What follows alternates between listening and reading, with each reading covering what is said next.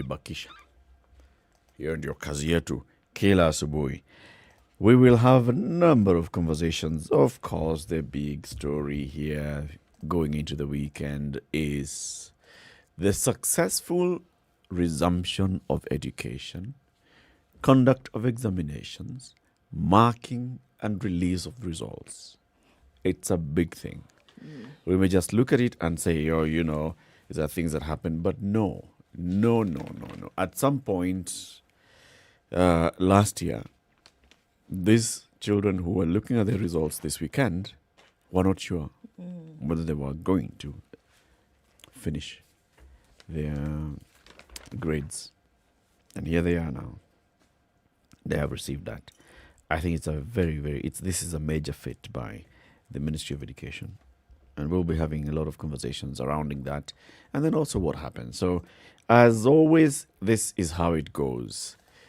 Big stars are published in the papers. Schools are put in the papers. Children being lifted, hoisted high. And these are just a few of the 1.179 million children who sat their exams. So, if we just even say that 179,000 people have been put in the paper here and there or celebrated on social media, what about the other 1 million? What about them?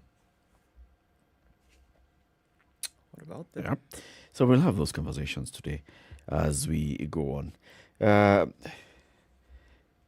Schools, next thing up, selection of going to secondary schools. Where do you go? What happens? Remember, there's 100% transition, and this is the policy of the government. Sure. Every one of these 1.179 million standard 8 learners is required to transition to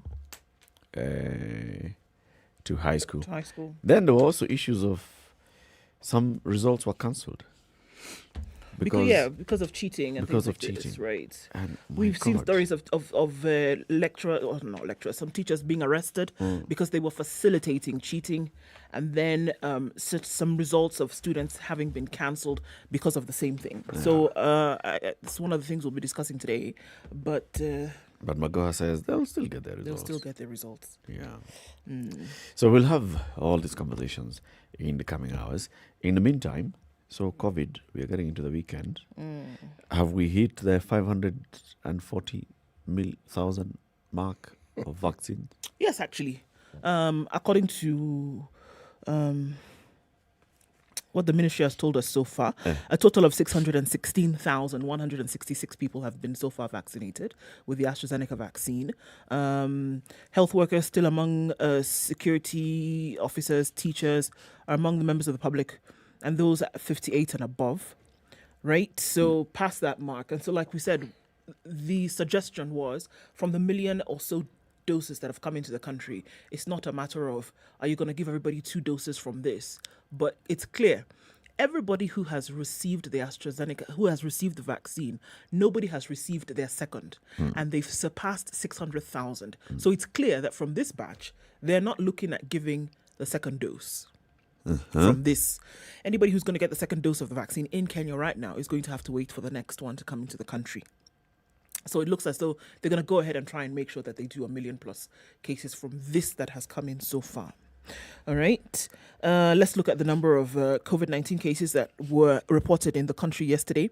1,091 tested positive for the disease from a sample size of 5,958 tested in the last 24 hours, a slightly lower number than what we've been seeing in the last few days. 1,000 out of 5,000? Yes.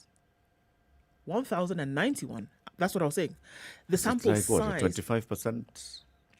Positivity rate from this was 18.3%. It's the smallest sample size that we've seen in the last 1 week, because everything else was, except for Sunday, of course, because sample size from Sunday was 2,900 and so.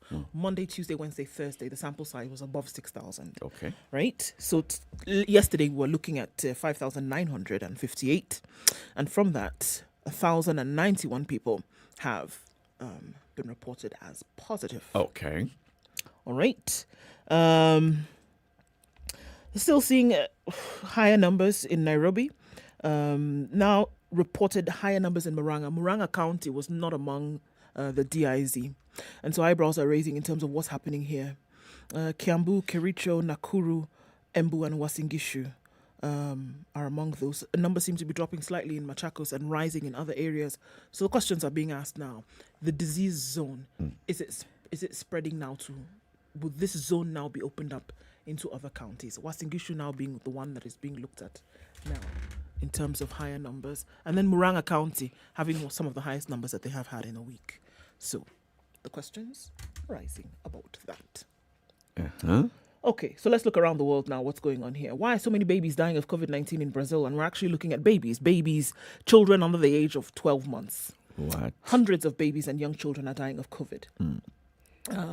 And, you know, previously we had been told that children were super spreaders, not necessarily sufferers of COVID-19.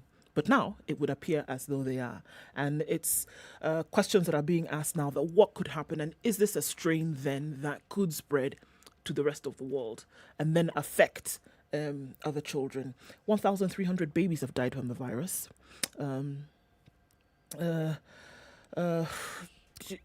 There's a story of a young baby who a doctor had refused to test because his symptoms did not fit the profile of COVID-19. But then 2 months later died of complications from COVID.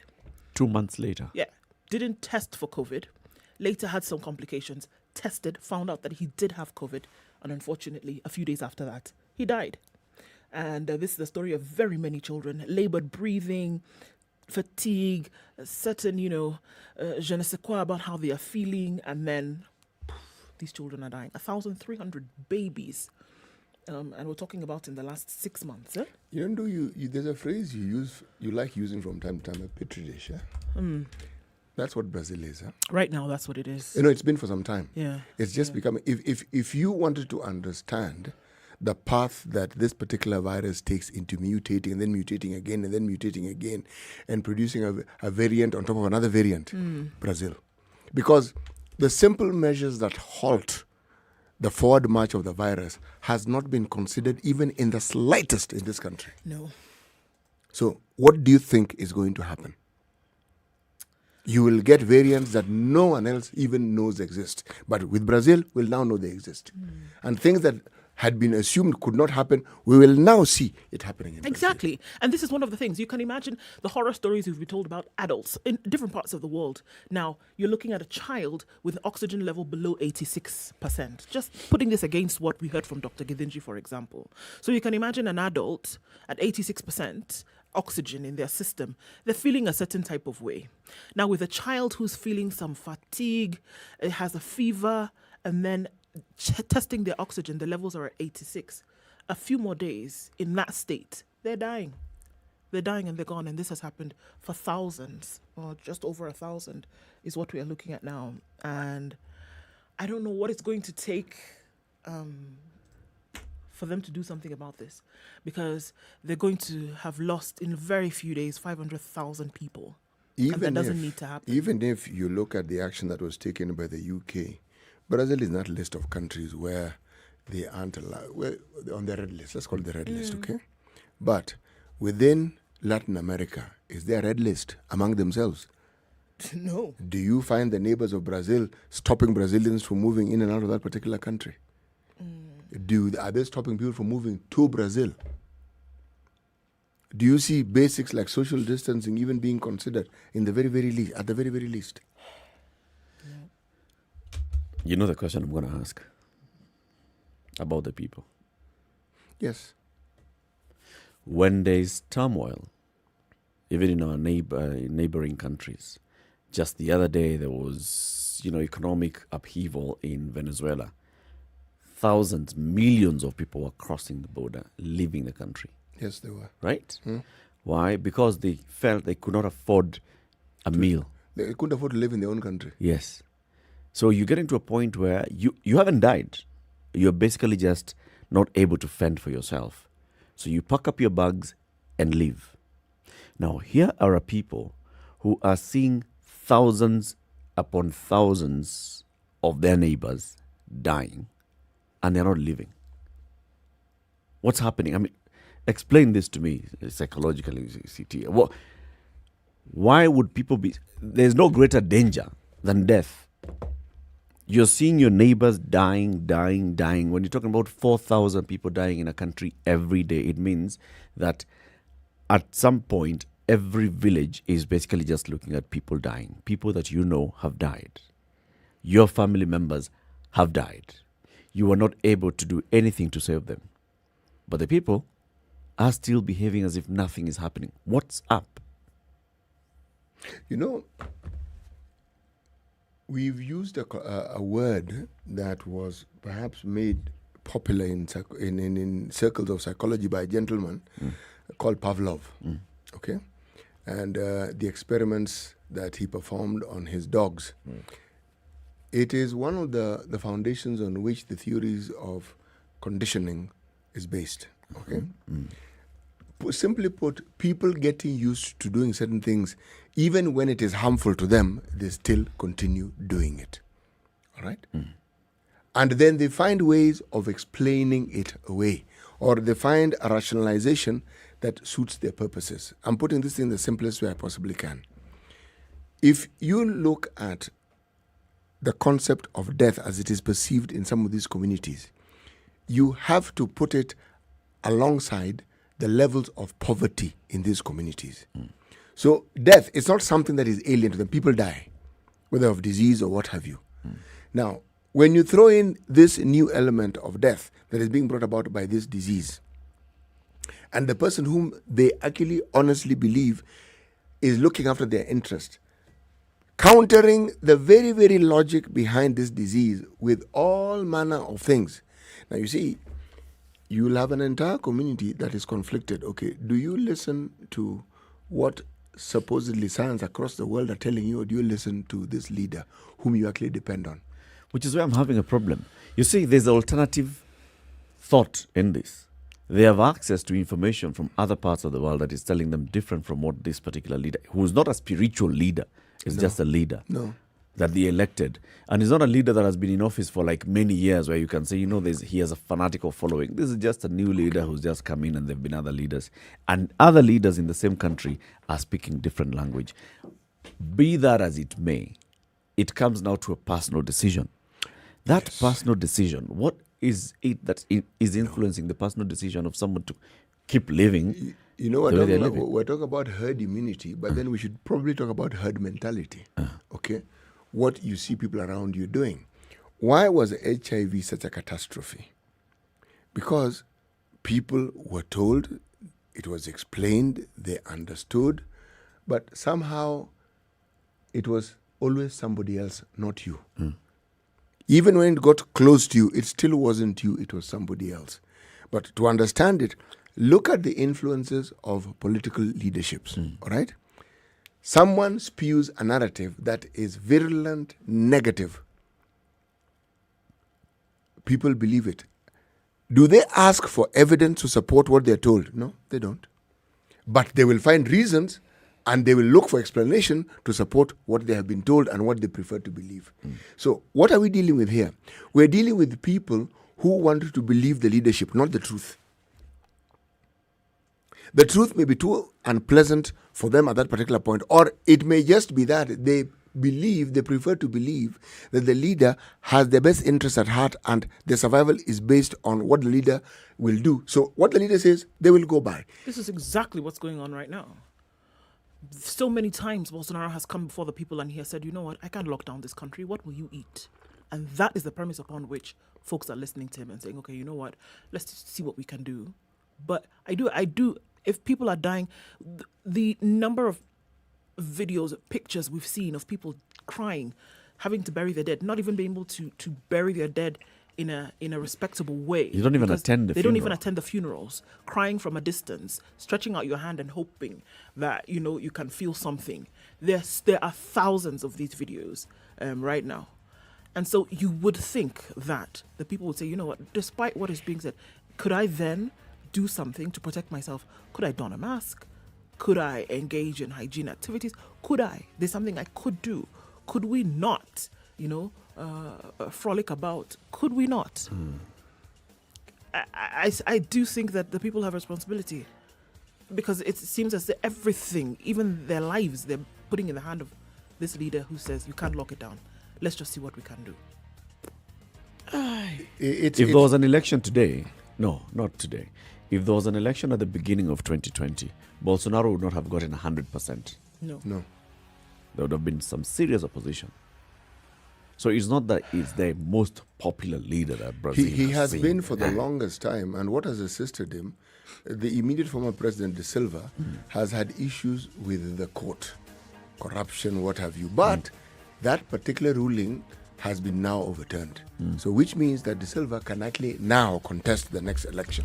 All right? Yeah. What am I saying? I am saying that the platform on which somebody wants to oppose Bolsonaro has been set, and he has helped cement it. Actually, my point is that Bolsonaro is a fairly new leader in that political landscape. Yes, he is. Brazilians are not used to following one leader. They're used to having, alternatives. You come in, you so and so Next. get out. You True. so come in, you have But a this- scandal.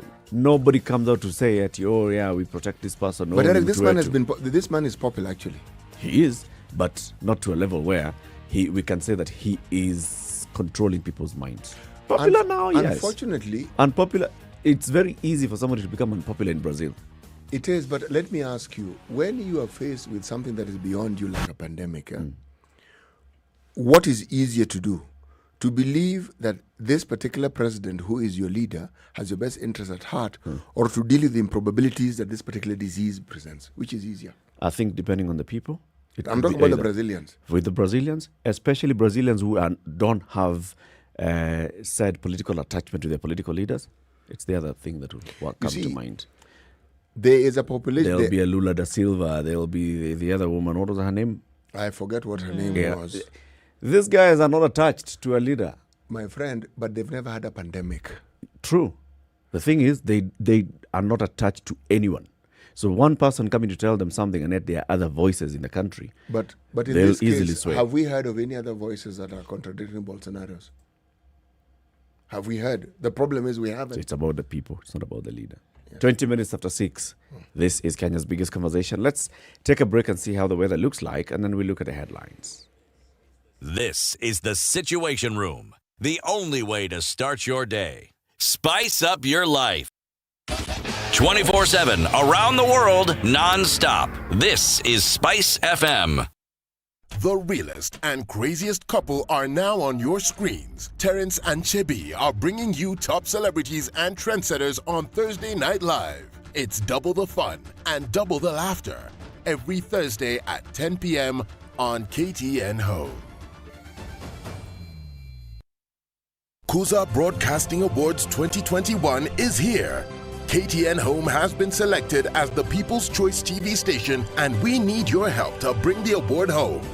To vote for KTN Home as your favorite broadcaster in the People's Choice Award category, SMS the word Kuza to 15601 and follow the prompts. Voting ends on 23rd April 2021. Voting is absolutely free. The weather. Mostly cloudy in Nairobi this morning at 17. That'll be the low for today. Highs of 25. Partly cloudy conditions in Nyeri at 14. Highs of 25 and lows of 15. It's also partly cloudy in Nakuru at 14 degrees. Highs of 28 today. Lows of 15.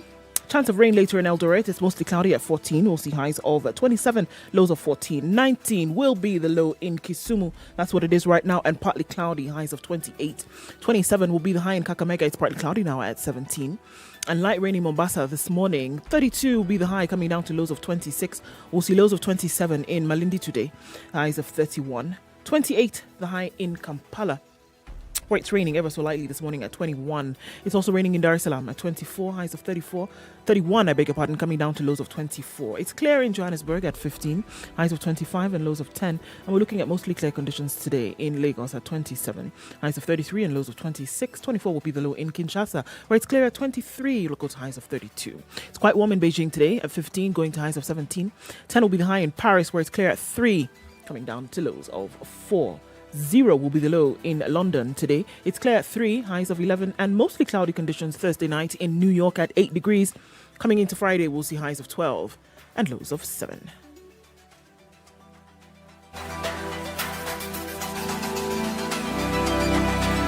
Spice FM. Spice up your life. Mature, intelligent talk every morning. Spice up yourself.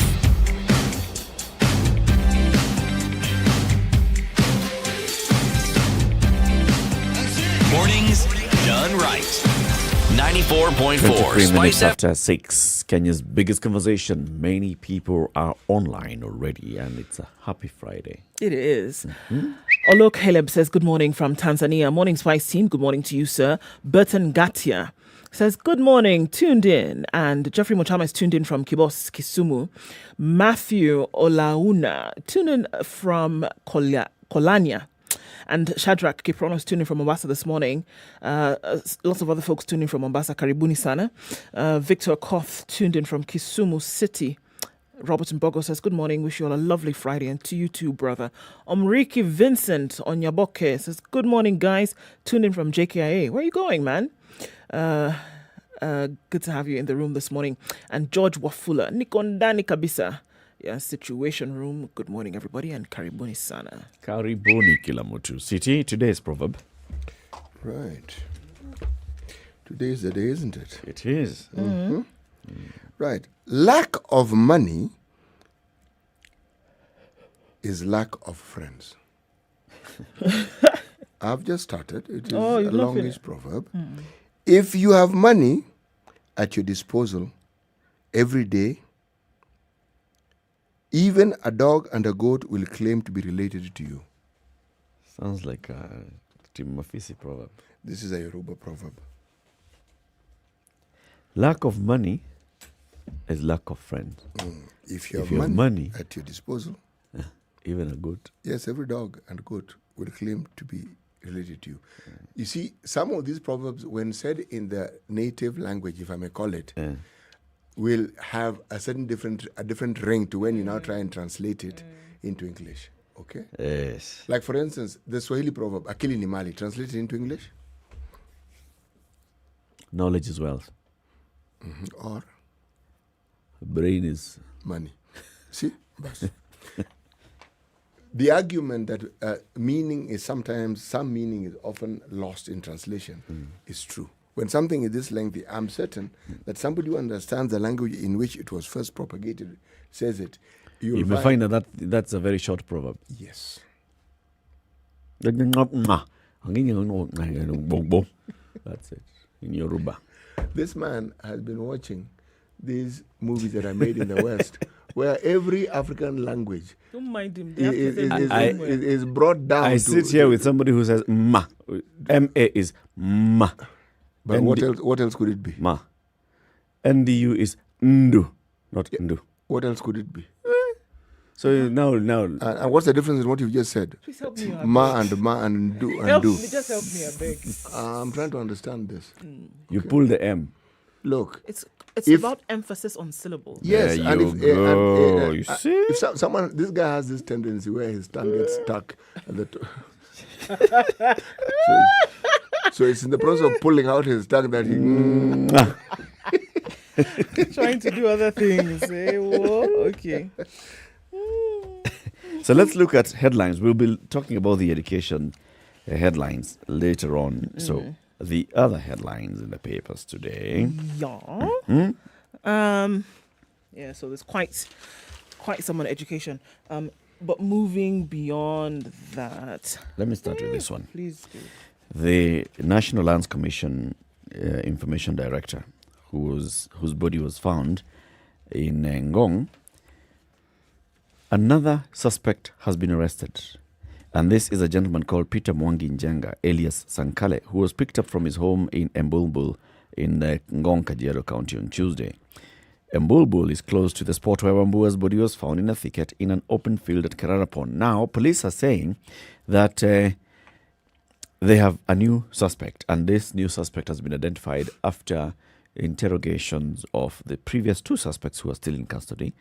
The two suspects are Benjamin Saitoti and David Sempuan, who had presented themselves to the Nyumba Kumi officials and elders at Kerarapon on Wednesday afternoon, saying they had seen Wambua alive at the spot where her body was found. Saitoti is said to have told the elders that he had seen a man who bought drinking water and took it to the place where Wambua's body was found. He also claimed to have seen Wambua seated under the thicket where the mystery man was headed. That was on the 12th of March, the day the lady Wambua was seen alive. So the elders immediately informed the DCI. DCI came and picked these two men who came and volunteered information.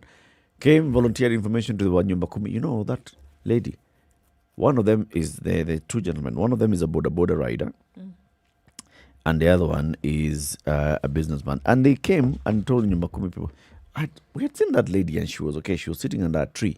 In fact, we went and we passed by there. One is a herder, the other one is a border. We passed by there. I said hi to her and I left her. And I saw someone else buying some water at a kiosk there and went to the same place. And I saw him talking to the lady. Oh, muko na information. They've been now, those are the questions that I keep raising about police officers and the way you conduct investigations. I have volunteered information, right, to the Nyumba Kumi. You have come. I have repeated exactly what I've told the Nyumba Kumi. Why are you holding me? This is police cell. Yes, you're helping with the investigation. Yes, actually helping with the investigation. In cell. Anyway. So like lazy policing, from what you're saying, is that instead of going deeper into the story, what you're doing here is the first person that offers any kind of information, they are immediately a suspect. Suspect number one. You think this is an incentive for people to come and volunteer They'll never information? give you any other information tomorrow.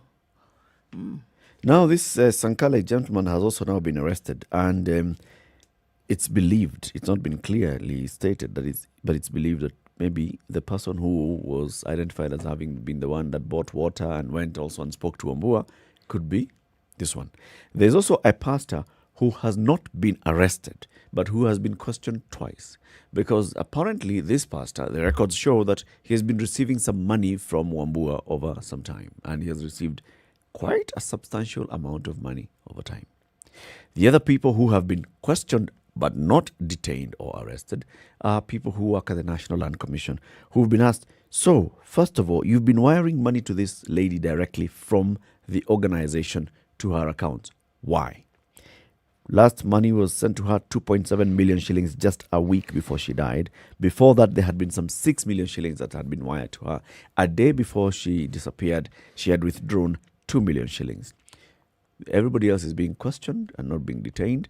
Guys who went to Wazee wa Nyumba Kumi and said, inside. Good grief. Okay, let's look at another headline. So,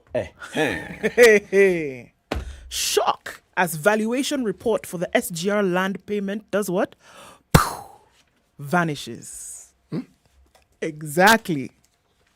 Should I say it again? Yeah. Shock. Yeah. As valuation report for SGR land payments vanishes. A valuation report used by a government agency to pay 12.1 billion shillings to acquire land for the standard gauge railway has mysteriously gone missing. Appearing before the National Assembly's Public Accounts Committee yesterday, National Land Commission acting CEO Kabale Tache said the document could not be traced. The acquisition of the land, which was done by the NLC on behalf of the Kenya Railways Corporation, was flagged in a special audit report by Auditor General Nancy Gathungu. The report covers NLC accounts for financial years 2014-2015 and 2016-2017 and puts former chairman Mohammed Swazuri on the spot over the irregular acquisition of the land. But yesterday, the Watchdog Committee chaired by Ugunja MP Opio Wandani was shocked after Ms. Tache said the attempts by the commission to get the reports have been futile. Whenever I try to look for the report, it is always a challenge, she said to the committee. It would therefore be difficult to get these reports for the committee that the committee is asking for. I don't even think the ones we have at the commission are authentic. Mr. Wandani said the team was not shocked that the reports were missing. Some of these valuation reports don't conform to the law as they're updated, unsigned, and in some cases, outdated. But we are concerned that the Commission acted on letters of award to make payments arbitrarily and without any confirmation. The committee will dig deeper into this malfeasance. This is a merry-go-round. Isn't it nice? Those explanations, there is a clear attempt for them to be logical, but they actually confuse you more than they inform you. Every time I try to look for the report, it is futile because we can't find it. What are you talking about? Get out of here, man. No receipt. The report which contains receipt for who you paid this money to for this land, you can't find, you don't know. Government paying out money without proper documentation. Government. Talk about the documentation being falsified. Talk about it being inadequate. Government paying out money without documentation? Can't find the documentation. That at one time there could have been documentation. Now this documentation was all-encompassing, receipts and all of this, survey, etc., etc. That entire document cannot be found. File missing. Yes. I thought these things were... was there not a digitalization process that was taking place in the lands department? Yes. So it wasn't just that these things were in some file, a movable object called a file, which can be moved. There was somewhere that was a little more difficult to move. This one had not been inputted yet. The digitization was happening at the lands ministry. This is the commission. This is the NLC. You see why I ask? At the end of the day, that land that you're compensating for, it is not nestled in the NLC. It is nestled in the lands registry. So now, that's really all what the committee is saying Yes. is that it is possible that this award then was given in a matter that is a bit suspicious. If you suddenly cannot find the report, why? Why have these people not been asked to go and help with investigations? Which people? And stay there for a while. Yes, these people, all these people, the people who now have this information, they also can be arrested. No, not arrested. No. Held, They've been brought in, held for to help with investigations. Yes. It's a big one. Let's take another break at 27 minutes to 7.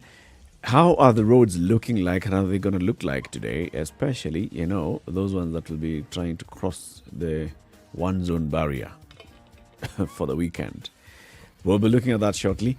As we do that, remember jobs.standardmedia.co.ke, this one portal that gives you access to many hundreds of jobs that have been posted by various advertisers, people looking for employees. Are you qualified for any of them? You would know if you went there.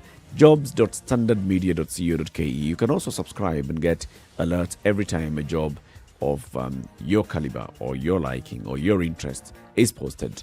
Splicing technician, communications officer, driver and logistician, support services coordinator, office assistant, service manager. Those are some of just the jobs that have been posted there. jobs.standardmedia.co.ke.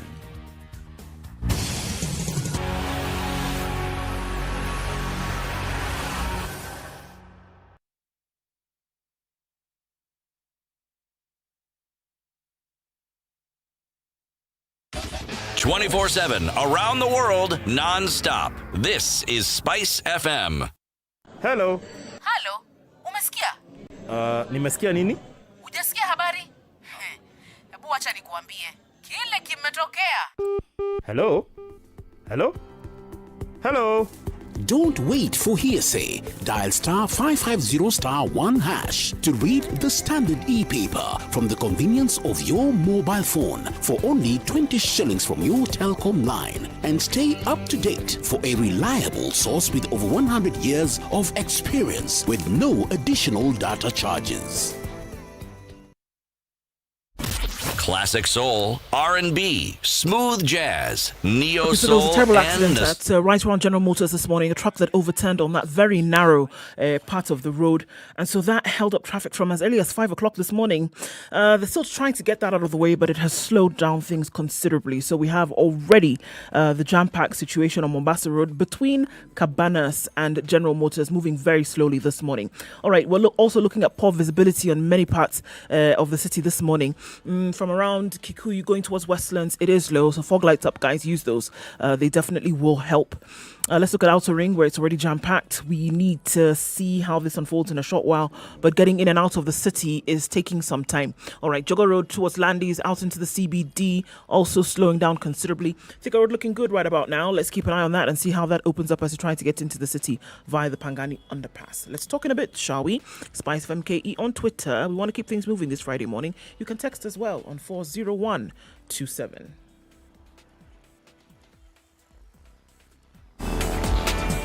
Are you ready? Okay. Spice FM. Mature, intelligent talk every morning. Spice up yourself.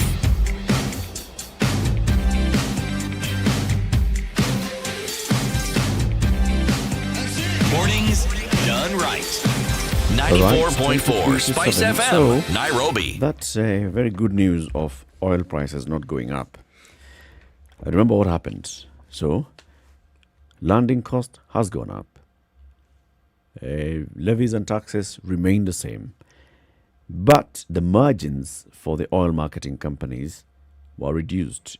And the idea here was that they were going to be compensated from the Petroleum Development Fund.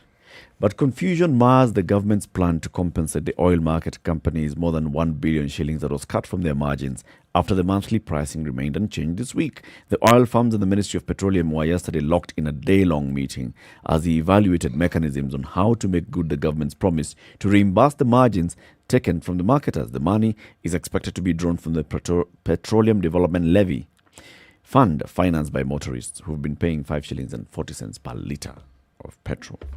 There are, however, no mechanisms to draw from the fund, such as regulations, presenting a headache to the ministry, with fears that drawing from the fund might contravene the Public Finance Management Law. So here we are. A senior official with an oil marketing company was querying why the government cut the margins of the oil firms instead of removing the petroleum levy this particular time. Instead of saying this month, remove the 5 shillings and 40 cents from every litre of petrol, you come and tell the petroleum marketing companies, we are cutting down your margin. You shall be compensated from the fund. However, we don't have any mechanisms, no regulations have been gazetted yet on how you can access the fund.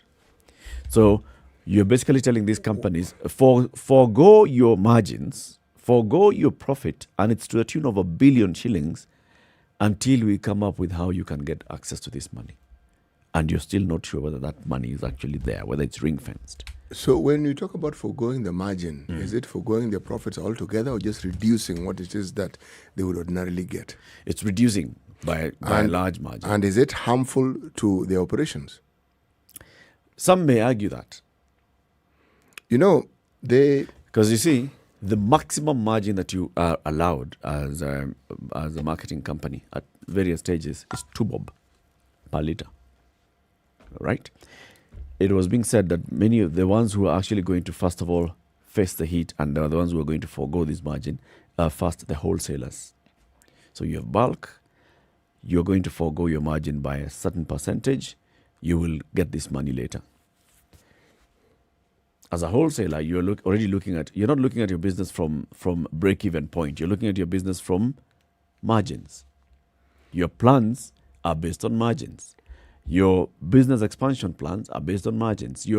Everything is based on the margins that you're projecting. And then suddenly you're told, no, you are not going to get this money. And you know the back and forth with the government. These are the same ones who have been fighting for VAT refunds. They know. Well, according to a survey that the CBK conducted recently, it is being reported in the Business Daily that the majority of chief executive officers or chief executives of businesses in Kenya are saying that doing business, or the high cost of doing business, is likely to pose a greater danger or a threat to the operations in the next 12 months, far, far more than outstripping any influence or effect that COVID may have. What? Yes. Now, this high cost of doing business, a non-conducive business environment. Yes. You see, there's something that is not clear to me here. Long before COVID, these discussions were still there. Yeah. The high cost of doing business.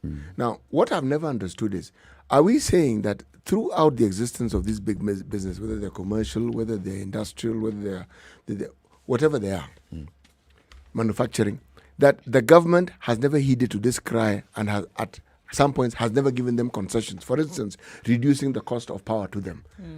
The government has. It isn't that they haven't. My beef here is this.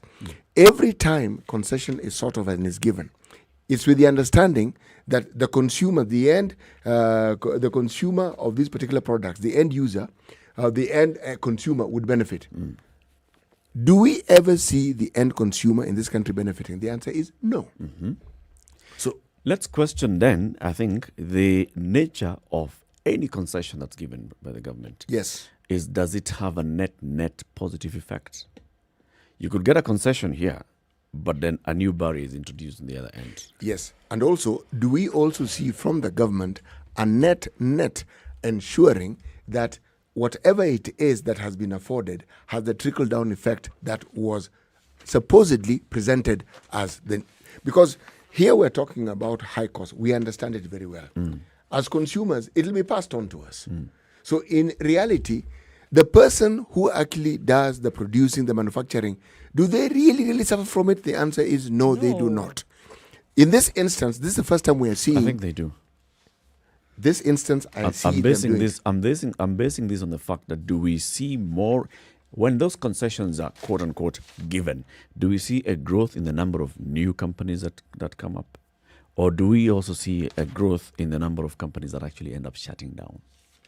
And if we see the numbers of companies, because if there was a thriving business climate, you'd see a thriving manufacturing sector. You see, I have a different thought on that. Those thriving businesses, would they, in the absence of those concessions, still continue thriving? Or were they businesses that, because of their structure and their model, were doomed to fail anyway? You see, what I'm saying is this. There's a lot of...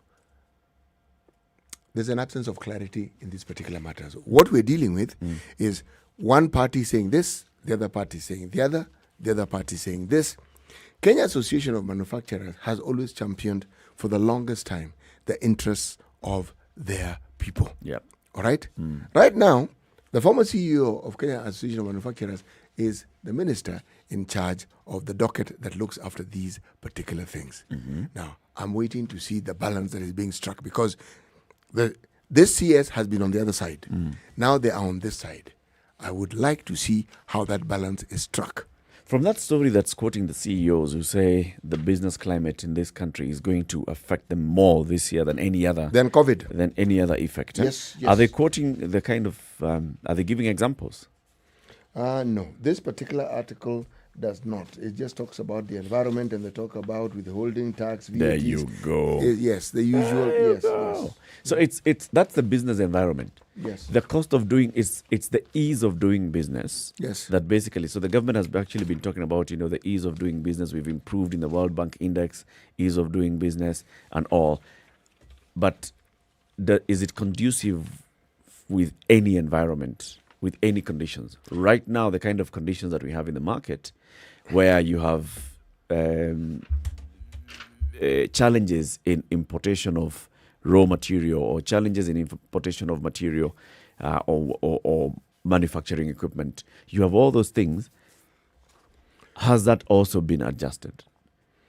You see, cost of compliance, for example, like you're saying. Yes. Paying withholding tax or paying VAT, or you actually now are withholder of tax, or you are supposed to get compensation, or basically go and make your refunds from KRA. Are they forthcoming in a timely manner? If all those things are not aligned, and you're now facing a situation where a depressed operating environment. You see, I'm saying that those complaints have always been there. That's really what I'm saying. And now what is being reported here is that much as COVID is such a damper on economic activities, they are saying that the environment in which business is being done is actually worse than the effect. The effects that has on them is actually worse. But then there is something else also. There is the marriage I spoke of yesterday between the business community and those in government, those in decision-making positions, those in politics. Okay? You see, when you have a situation such as the one that we have, there are many things. What happens is many questions are raised, but very rarely do you have adequate responses being given. Because the thing that is being discussed here that is new is COVID vis-a-vis the other problems that have been there all along. There was a time it was assumed that COVID was the damper of all dampers. It is the one which was going to cause more problems than anything that we have hitherto known. But now we're saying, no. COVID has its problems, yes. But these procedures, processes, which now bring about what we call a business atmosphere or environment, that's the big problem. 13 minutes to 7. Time for another quick break. We'll be back shortly. Good morning.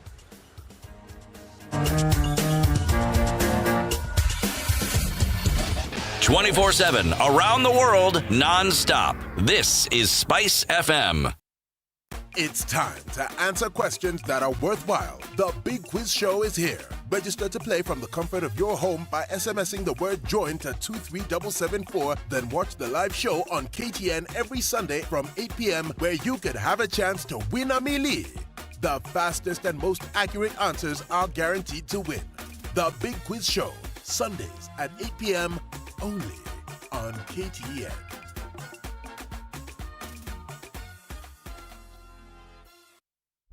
Classic soul, R&B, smooth jazz, neo soul, and nostalgic ballads. Make some noise. Yeah. You're listening to Spice FM. Mature, intelligent talk every morning. Spice up yourself.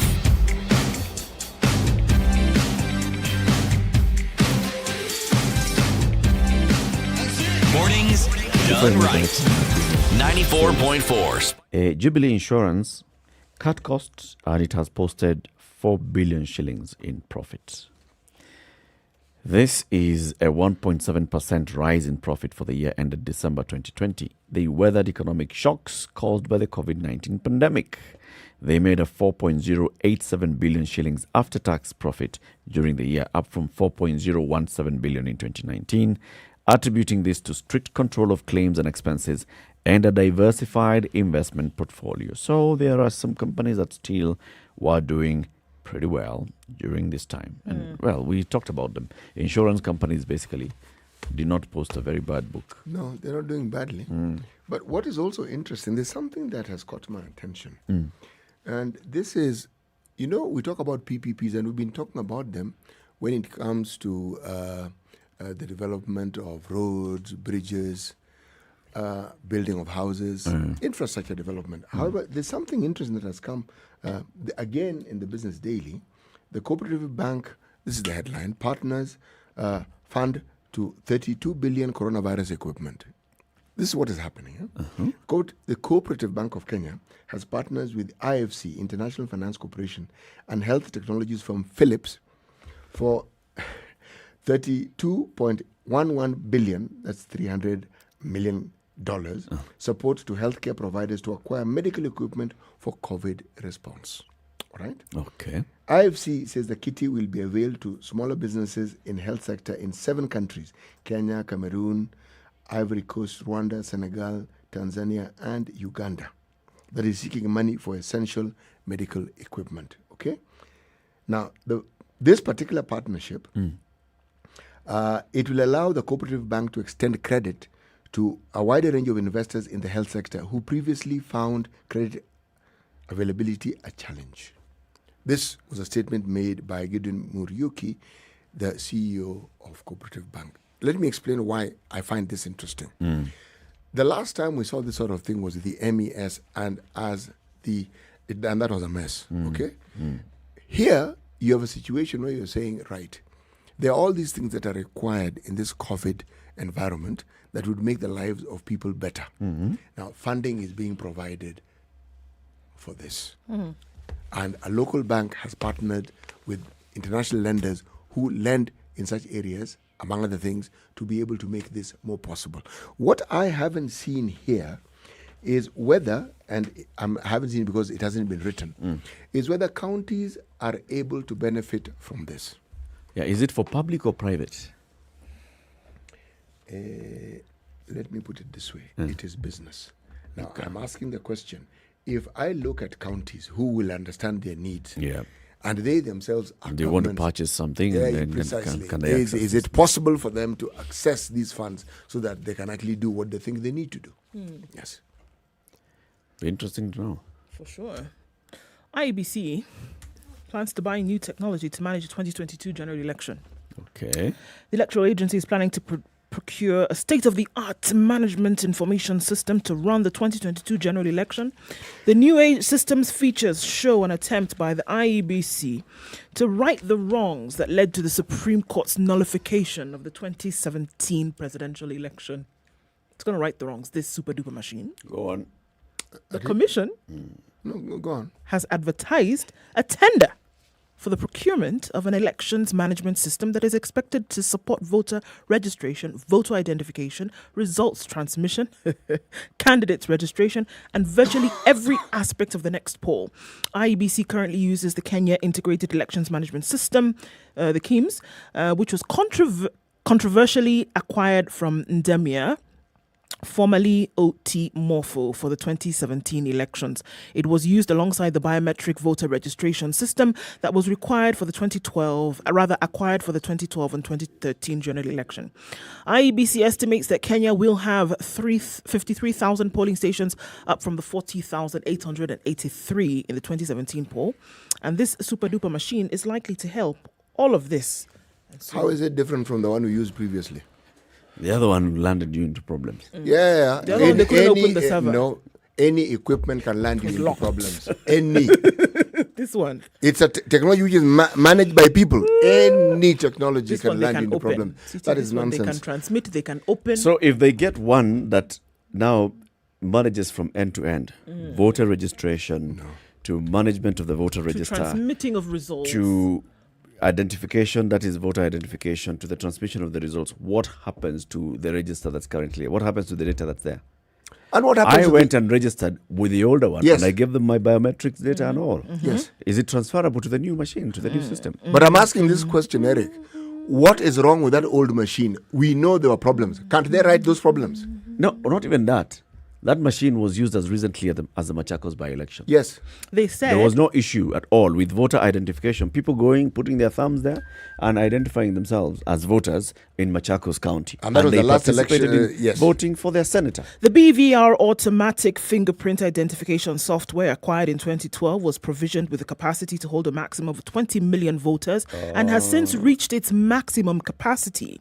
The current register of voters contains approximately 19.7 million voters, and according to them, the IBM server infrastructure, which hosts the BVR system and which was acquired in 2012, has reached the end of its life. No, it hasn't. That's what IEBC That said logic- yesterday. that logic it has is reached not the end of its life. sound. It's dead, kaput, gone. That done. logic is not sound. You're talking So we were using, John is saying, we were using a free version, trial for 5 years.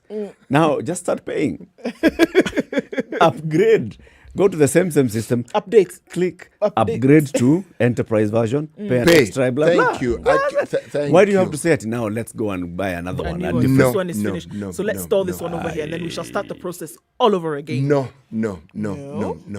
An avenue for people to actually give us the runaround they've given, so that they can make money. Upgrade the system. These That it systems. had a capacity of only 20 million. 20 million. Now, because it has reached 20 million, we buy another one. So if I'm using Yahoo or Google, and You use Gmail, it Yes, has 5 5 GB. yes. When you reach 5 GB, you close Gmail, Gmail and go to to Yahoo. Ymail. surely, no. Who do they think they're fooling? No. It's a wonderful thing, no. Hey, whoa. All right. No, this one is funny. It's That one- ridiculous. That one? It's even more ridiculous than that training that they had to undertake in Dubai. Yeah. Oh, that's why they went there. Maybe it's why they went. Yes. so That's why they learned. Oh, hiya. we can buy another one. No, it's full. Of course, it's full. Even this new one will be full. So we keep buying equipment. Oh, come on, man. So, the interviewing for the candidates for the Chief Justice of the Republic continue. Yesterday was the turn of this judge, Justice Marete, Justice Njagi Marete. A number of questions were asked of him, including one time where he detained somebody for making noise in the corridors of courts. It was in 2016. He stopped proceedings in a court to summon two people chatting in the hallway because he felt the noise was interfering with the case. Within minutes, Esther Maritim, a judiciary employee, was facing him in court. Marete was told that the other noisemaker, identified as Collins Odumba, had refused to show up. He said, "I've issued warrant of arrest, contempt of court." He was detained. Being a Friday, man spent an entire weekend in custody. He was released on Monday. The incident became a contentious talking point during yesterday's interview. Justice Marete said, I would do the same. Why are people making noise on the corridors? And when you call them, tell them to shut up, you run away. Why? Why would you do that? You have to hold yourself with some kind of decorum, surely. He was talking about very many things. For example, so he has visual disability. So he's actually classified as a person living with disability for two things. One, because of poor vision, and two, because he suffers from hypoglycemia, a condition in which an individual's blood sugar is significantly lower than normal. He said, because of this, I therefore need assistant, and I need a personal assistant. And the person that I've been using as a personal assistant is my wife. She's a retired person from the judiciary. I'd like you guys to be paying her as an assistant. He has also said he does not use police drivers that are assigned to a high court judge. He says, look, I need drivers that I am comfortable with. I don't like this thing of having police around me. So he has let go of the police drivers over time, and he gets his own drivers. Quite a colourful character, isn't he? And he said, I'm the best candidate for this job, my friend. friend. It is me and I am he. So, I mean, look no further. It was interesting to see on the social media what came out after that. Stop the interviews and hire Marete now. According, there are tests that identify personality types. There's a certain personality type test called a Myers-Briggs test. Briggs test. He has been identified as belonging to the 1% of the world's population who have INFJ. INFJ stands for intuitive feeling and judging. It's a condition that 1% looks at you and he can just basically read you. Or what? Trust you to do that. Right. And combined with... Why didn't you start with the feeling? He looks at you and he just feels. And then combined with that, he says what he thinks. Without filtering it. Without filtering. Falls in that 1% of people. Most humans, without actually considering it, would filter what they say. Whether they're being straightforward or not, would filter it to a certain degree. For this kind of person, how do I look? You look fine. For this kind of individual, filter non-existent. What I think, what I feel is what I say. Yes, you have a hairstyle and you think it looks funky, and they ask you, what sort of hat is that you're wearing? Now, so, yes, he is all these things. But when you look at the checklist that was provided for us, does he meet the basic requirements? Absolutely. The drama around it is interesting, and he's clearly he's a fascinating personality. There's no question about it, because he's unusual. Okay, the things that he's dealing with, the things that he's saying, nobody else would dare say. To say, right? Yes, okay, like the one that seems to have caught the attention of most people is the comment about the president. I'm not sure which Kenyatta he's referring to. He was asked, how suitable are you? He said, yes, Kwani. Are you suitable for this position without even Kenyatta became president without experience as president. But that's true. No, it's not true. Without experience as president. Yes. Yeah, but who becomes president with experience as president? That's what I was about to say. That was his point. How do you say that I can't be Chief Justice without experience? What experience? I've never been a Chief Justice before. Yeah. This is the first time I'm applying for this job. This is my point, really. They're not trying to understand how you have been Chief Justice. No. But how... Yeah, we know that, CT. But of course, the way in which he said it. Let's look at traffic. We'll look at that shortly. It's a minute after 7. Good morning. Spice FM, Nakuru. All right, guys, it's jam-packed to Mombasa Road. That's outbound today, all the way from the SGR. Today, moving very slowly. Get to Cabanas and it gets slightly worse. Remember that at General Motors, the road is significantly narrower.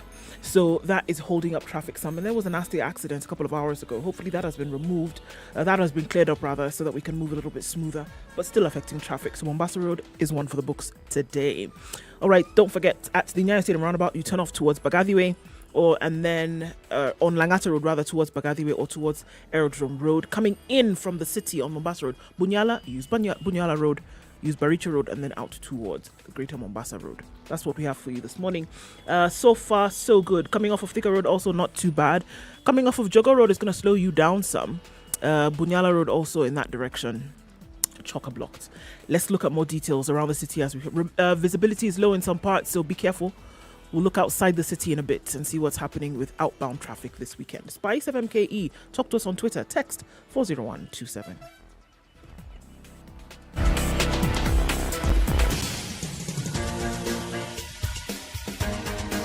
This is The Situation Room, the home of hard-hitting political commentary and penetrating insights about the state of the nation. This is a talk radio experience like no other. The Situation Room, a place for hard truths, debates, and elevated conversations. The Situation Room, witty, political, engaging, deep, controversial. In the room, we have C.T. Muga, researcher, academic, seasoned political observer, a fountain of wisdom in these politically uncertain times. Ndu Oko, Nigerian by birth, Kenyan by choice, communications expert, Pan-Africanist, a truth seeker and believer in people power, and Eric Latif, agent provocateur, the man in the chair, seasoned journalist, news hound, a man who believes in punching up, not down.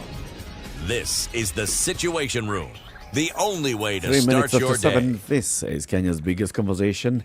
CT, as we begin the hour, today's proverb. Lack of money is lack of friends. If you have money, if you have money at your disposal, every dog and goat will claim to be related to you. Lack of money is Lack of lack of friends. If If you have money at your disposal, every dog and goat. will claim to be related to you. Hapo umetukana marafiki zako, lakini ni sawa tu. I think it is over and above, beyond. Every dog and goat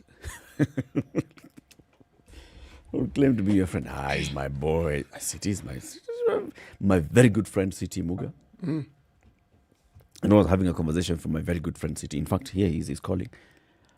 Let me put him on speaker. City. Yes. How are you? What do you want? So when are you returning my shoes? Bas. No, wait. Hello. Then he goes off speakerphone immediately. Being exposed. Whoa, welcome to the second hour of the show, everybody, and welcome to our audience on KTN Home. Joining us now until 9 o'clock. We are live on SpiceFM, 6 a.m. to 10 a.m. every weekday morning. We also live stream the show on YouTube, on Facebook, and on Twitter. We'll be looking at the education sector shortly because we want to celebrate the fact that 1.179 million children successfully sat an examination. It has been marked and the results have been released. And all of them are now looking at their results and thinking about the next step in their lives. But before we do that, City, you were making a point about Justice Marete, the questions that were being asked of him, and his suitability to be a Chief Justice. Yes, and I was saying that, you see, everything that is being discussed, the thing that I would consider pertinent beyond his personality is the other qualities that are required for that particular job, because there is a checklist. One of the things that was mentioned was someone's track record. Yes, I was trying to find a way of what is his track record from a legal perspective? Okay. People skills. Is he able to live well and manage people well? Is he an independent thinker? You see, Does he have clarity of purpose? Yes. Is he visionary and transformational? Yes. Does he have courage? Yes. Oh, courage, that one, it's clear. I mean, that one, that department, Can't argue that one at shortage all. there. No Courage, shortage. the angry dog. No. Cartoon. Yes, I remember that cartoon. There is no shortage there. Yes. Does he have integrity? He has faced 9 complaints against him in just a short period of time. People complaining about him and wanting him to be removed from office. And what For was what the reason? A couple of reasons. He's faced 9 removal petitions during his 9-year tenure as a High Court judge. None has succeeded. For example, there's one in September where he resumed work in September last year after a suspension following a complaint by the Kenya Tea Growers Association, which was fighting the Kenya Plantation and Agricultural Workers Union over workers' sacking. The association accused Justice Marete of bias for allowing plantation workers to go on strike, despite an earlier directive by Justice Monica Mbaru outlawing it. He defended the decision to decline drivers attached to him by the judiciary. Well, that's something else. So he has faced nine removal petitions. 9 years, 9 petitions. The question then I would Now, ask... does that display courage Yes. or does it question integrity? No, I don't think it's an integrity issue here. It's a judge making a ruling and is justifying his ruling according to the law. Judges do that all the time. In fact, the question I would like is this. I would ask... But by the time this association goes to court, it goes to the Judicial Service Commission Yes. and files a petition to remove. When people are grieved by a ruling of a judge, they go to the higher court. Yes. So in this particular case, they're not going to appeal, saying, the reasons given here, we contest. They're looking at it from the point of, aye, boss. We're questioning integrity. Very true. That's what they're questioning. But is it an integrity issue? Because he clearly has made a ruling that doesn't favor them and they don't like what he's doing. So they're trying to hit him where it's going to hurt most. Forget appeal. Remove you. You think because it's you like- staying in that position poses the threat of us having another kind of decision like that made against us. Look, in my mind, it's big business pushing back more than anything else. It's not an integrity issue. It's It not an is integrity who issue. do you think you It's are? an issue. intimidation. Yes. For sure. Yes. And look, you also have to say that, 9 times an attempt was made, and every time he came above the water on it, you also have to look at the other side and say, if it was an integrity issue, someone's come at you 9 times and you survived, you're doing better than a cat, man. The thing is, when you have somebody who's a nonconformist, the details of his processing is not looked into. The outcome seems to take center stage. And the outcome is what people were protesting. They believed that this case ought to go in a certain way. But is this not the beauty of what we have here?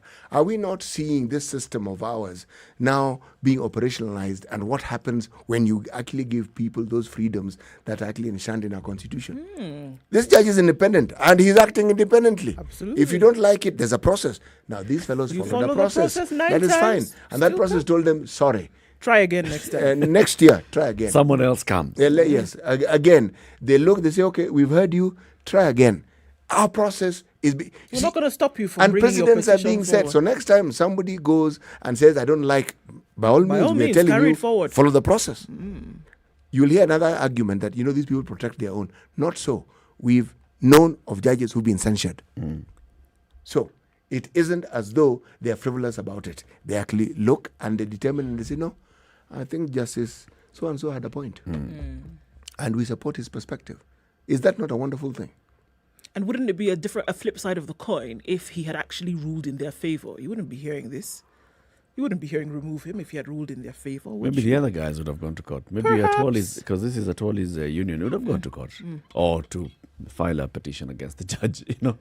Somebody who's dissatisfied.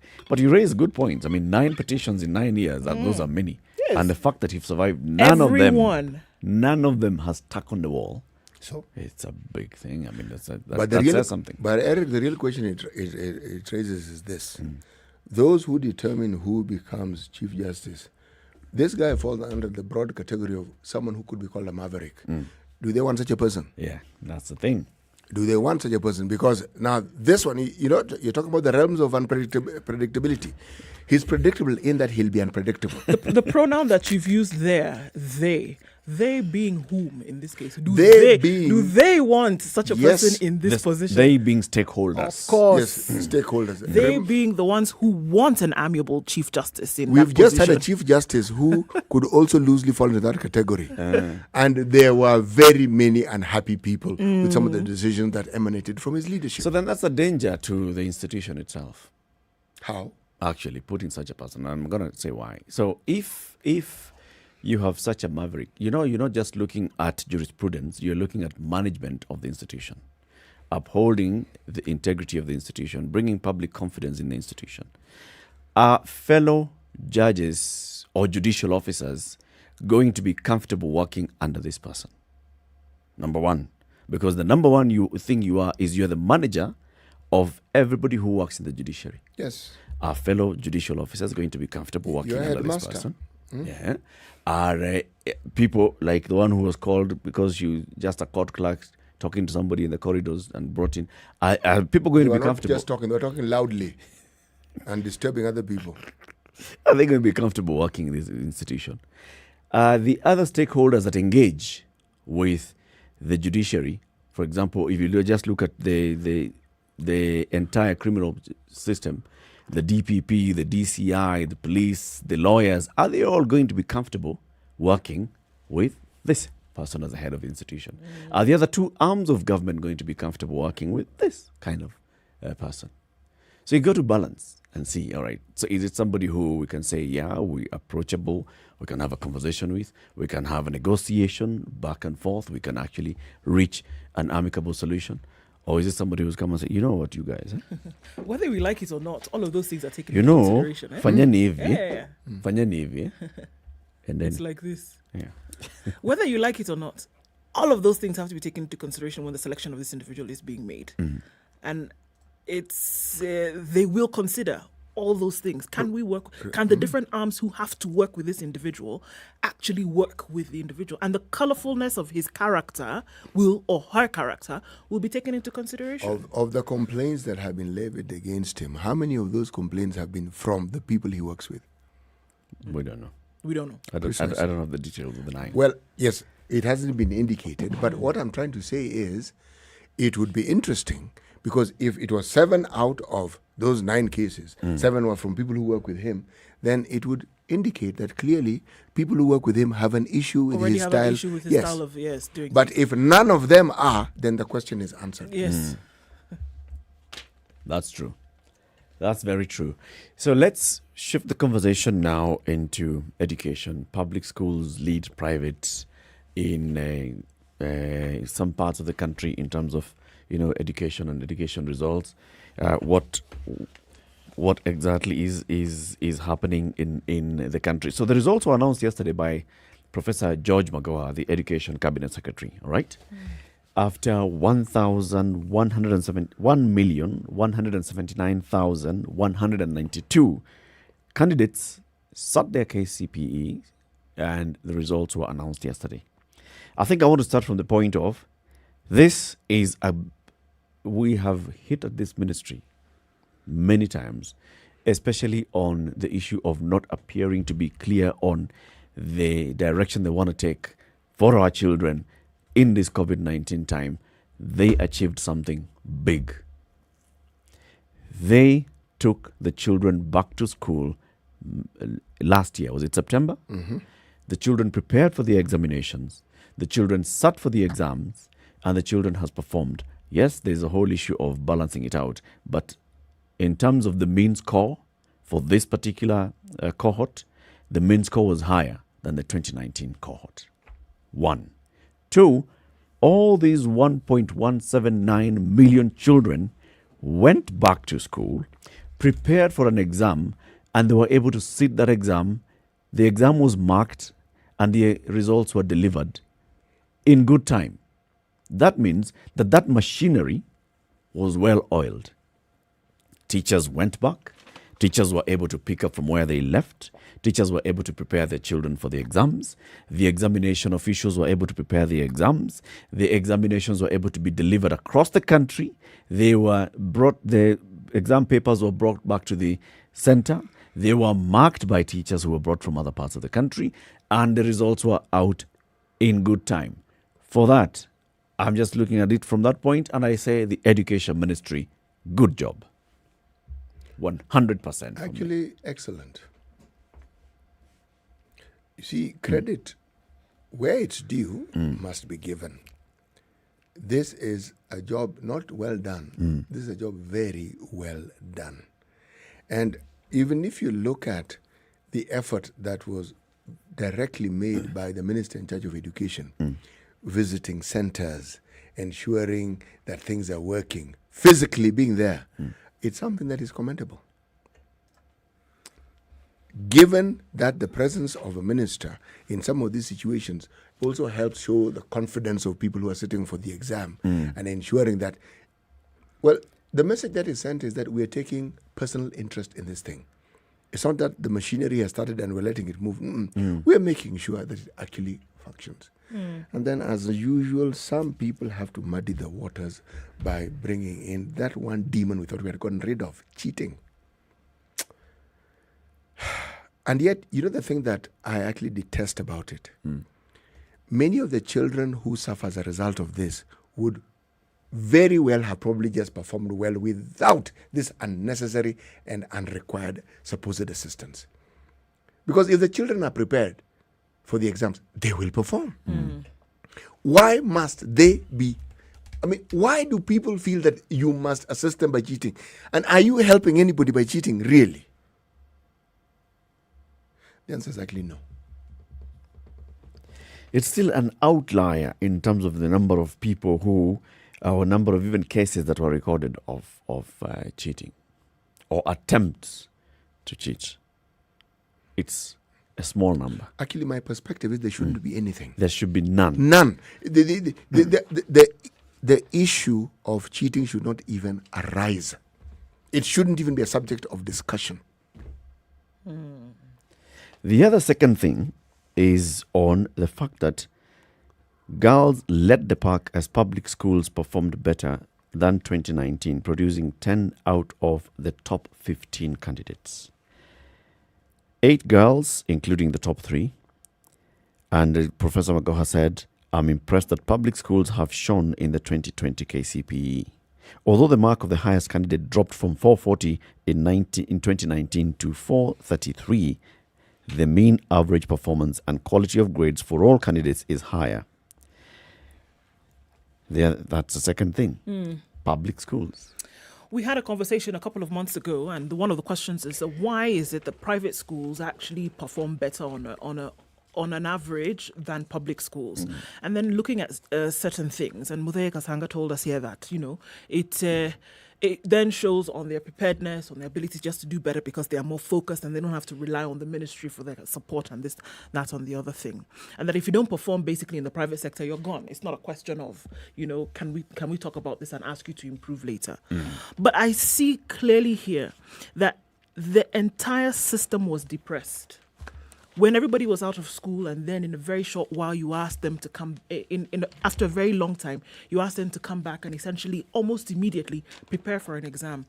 There was unprecedented pressure on teachers. There was pressure on students. And a lot of times the focus or the spotlight was on the public system because ministry was asked over and over again, what are you going to do in this time where learners cannot be in school? What are you going to do to be able to help them and support? And unfortunately, almost always the answer was, there's really nothing that we can do because the facilities that we have, we cannot extend them to people who just cannot afford them or just don't have the resources. Yeah. But what did this mean? For me, I see it as that the pressure that was exerted on the system, it was very clear that you can actually do very, very well and drop those everlasting narratives. And this is what we see here. What did we say? Already we had prepared ourselves mentally around the country, from the ministry to teachers, that even if we see lower scores around the country, we're going to understand because it was a corona year, right? Children were not in school. Yep. Nobody was teaching. Yep. But you see that teachers said over and over, we are ready. We are ready, we are ready, we're ready. We're going to do the best that we can. And so we have an example here of, despite what is going on the outside, there's that resilience therein to give this, to impart this knowledge, to do this teaching, and you can see the results of it, you know. And I definitely would say, the public system it is clear that if they really do put, you know, everything to it, you can actually come up with some fantastic results. That it can actually function. And It does. can function It very does. well. It does function. This is the thing, that it does function. So we have a public school, public education, public school sector that is performing very well. That if everybody just did what they're supposed to do, make sure that you're supporting the teachers. Make sure you're supporting the head teachers in doing what they're supposed to do. make sure that they receive money on time when they're supposed to be receiving money. Make sure that, if it's CDF and bursaries and those CDF funds that are supposed to be developing new infrastructure, or the infrastructure money that comes from the government comes on time. If we basically just made sure that everything happened as it should, at the time that it should, it can even get much better. That we can ease the pressure of parents thinking of where to take their children to private school. You just have a local primary school, a local secondary school, and you'll be comfortable taking a child there. If we were to be honest, the public system should lead the pack. Yes. There are very many examples the world over. Private schools are an option. Private schools are not the go-to. They should be that, for whatever reason, that you want your children to be in a private school. But it shouldn't be that the public system fails, and so then you have the mushrooming of private schools all over. The public system actually should bear the brunt of the burden. It should be the one that is leading the pack. Examples to shine for the private sector. You shouldn't have that competition between private and public. It should be that the public system is excelling, is showing the example. Indeed. Time for us to take a break at 23 minutes past 7. But as we do that, we want to congratulate the Education Ministry. A good job, well done. We'll be picking your calls and hearing from you. So the results are out. The system was able to deliver an exam to the children, and the results have also come out on time.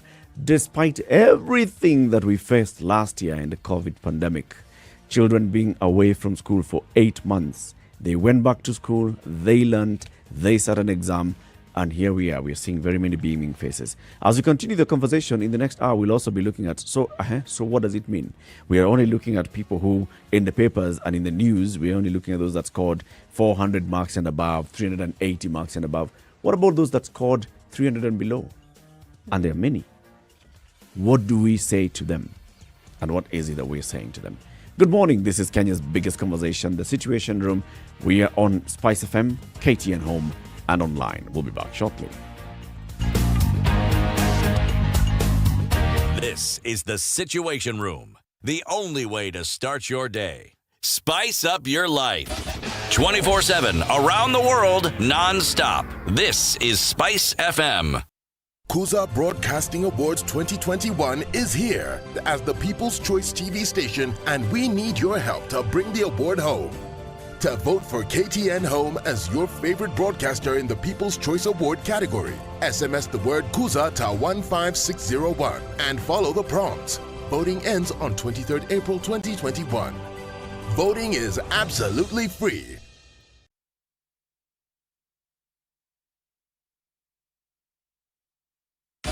"24/7, around the world, non-stop. This is SpiceFM.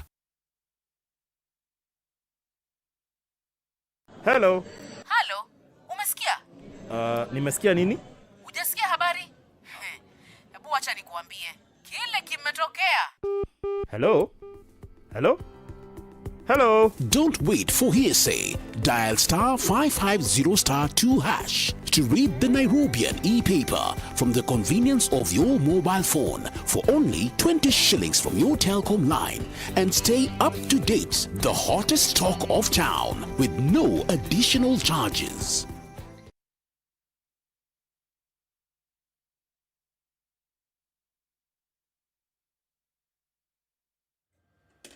All right, it's mostly cloudy in Nairobi, 17 degrees. Chance of rain later on. Looking into Nyeri, 14 and partly cloudy. A chance of rain as well. Highs of 25. We'll see highs of 28 in Nakuru today. Partly cloudy at 14. Mostly cloudy conditions in Eldoret at 14. Highs of 27. Highs of 28 in Kisumu, 19 and partly cloudy right now. It's partly cloudy in Kakamega at 17. We'll see highs of 27. Highs of 32 in Mombasa, where it continues to rain at 26. Light rain also in Malindi at 27. Highs of 31. And highs of 28 in Kampala, where it's raining as well at 21. It's also raining in Dar es Salaam at 24, highs of 31 today. 15 degrees and clear in Johannesburg, going to highs of 25. 33 will be the high recorded in Lagos. It's mostly clear at 27. And Kinshasa is clear at 23. We'll see highs of 32 and lows of 24. Spice and everything nice. All right. Okay. Spice up your life. Traffic. Okay, so we have All right, so people are walking to work right around Lunga Lunga today. Heavy traffic on Lunga Lunga that's caused by an accident right outside of Pemba Industries. Now, folks have decided to get out of their vehicles and walk because the traffic is a nightmare. So if you're headed in the direction of Lunga Lunga, getting out is going to be a problem. That's in the middle of industrial area, so watch out for that one. Likoni Interchange that then now connects with the Southern Bypass is moving along slowly. The Southern Bypass will take you into town much quicker this morning. You might want to use that as opposed to sticking on Mombasa Road. When did Mombasa Road close? It did not close. Mombasa Road is actually still functioning. It might look like it closed because the traffic is quite heavy this morning. Mombasa Road still works, guys. So Utawala around that area is also slowing down quite some today, so look out for that as well. Coming off Jogger Road into the city is also quite heavy, but it's moving, not at a bumper to bumper situation. Who are we giving 5 stars? We're giving Thika Road 5 stars this morning, moving very well. We'll keep an eye on things in a short while. SpiceFM KE on Twitter. That's how you can get in touch, or text on 40127.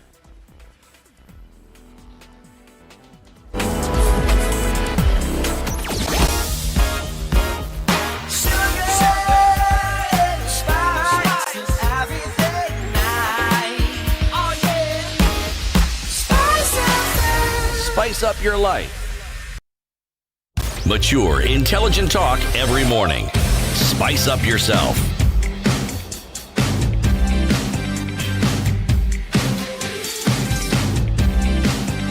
Mornings done right. It's 29 minutes after 94.4 7. Spice FM, Nairobi. The conversation continues on Spice FM, KTN Home and online. In the room is Eric Latif, CT Muga, Ndu Oko. We are celebrating this morning because the Education Ministry has basically been able to pull this off. Immediately, COVID-19 was confirmed in the country last year on the 13th of March 2020. On the 15th, schools were ordered shut. And it was very unclear what was going to happen then next. We had 1-point-something million learners in primary school who had already started preparing, and they were calling themselves candidates, looking at exams at the end of the year. Another 1 million in Form 4 looking at exams at the end of the year. Suddenly, it wasn't clear what was going to happen.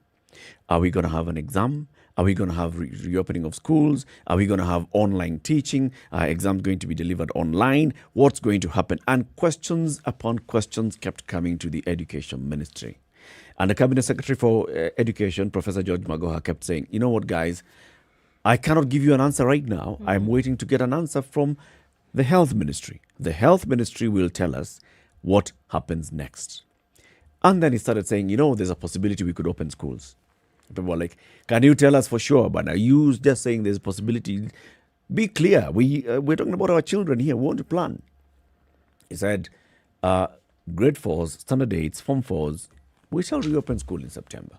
And people are like, now you're telling us to reopen schools in September. Are you sure? Are you putting our children in danger? It is stuck to his guns. Are teachers prepared? Teachers, the stakeholders had come, and all stakeholders in the education sector spoke with one voice.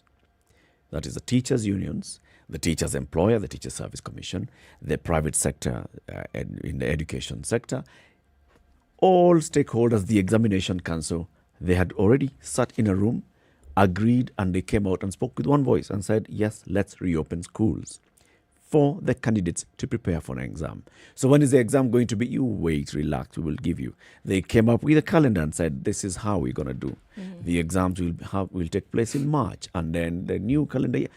They explained themselves. Despite the barrage of questions and question marks and doubts, they managed to get the children back to school and to prepare them for the exam. The children sat the exam seamlessly. The exams were marked seamlessly. And here we are. We are looking at the results of that exam. For once, Mgala muwe haki yake mpe.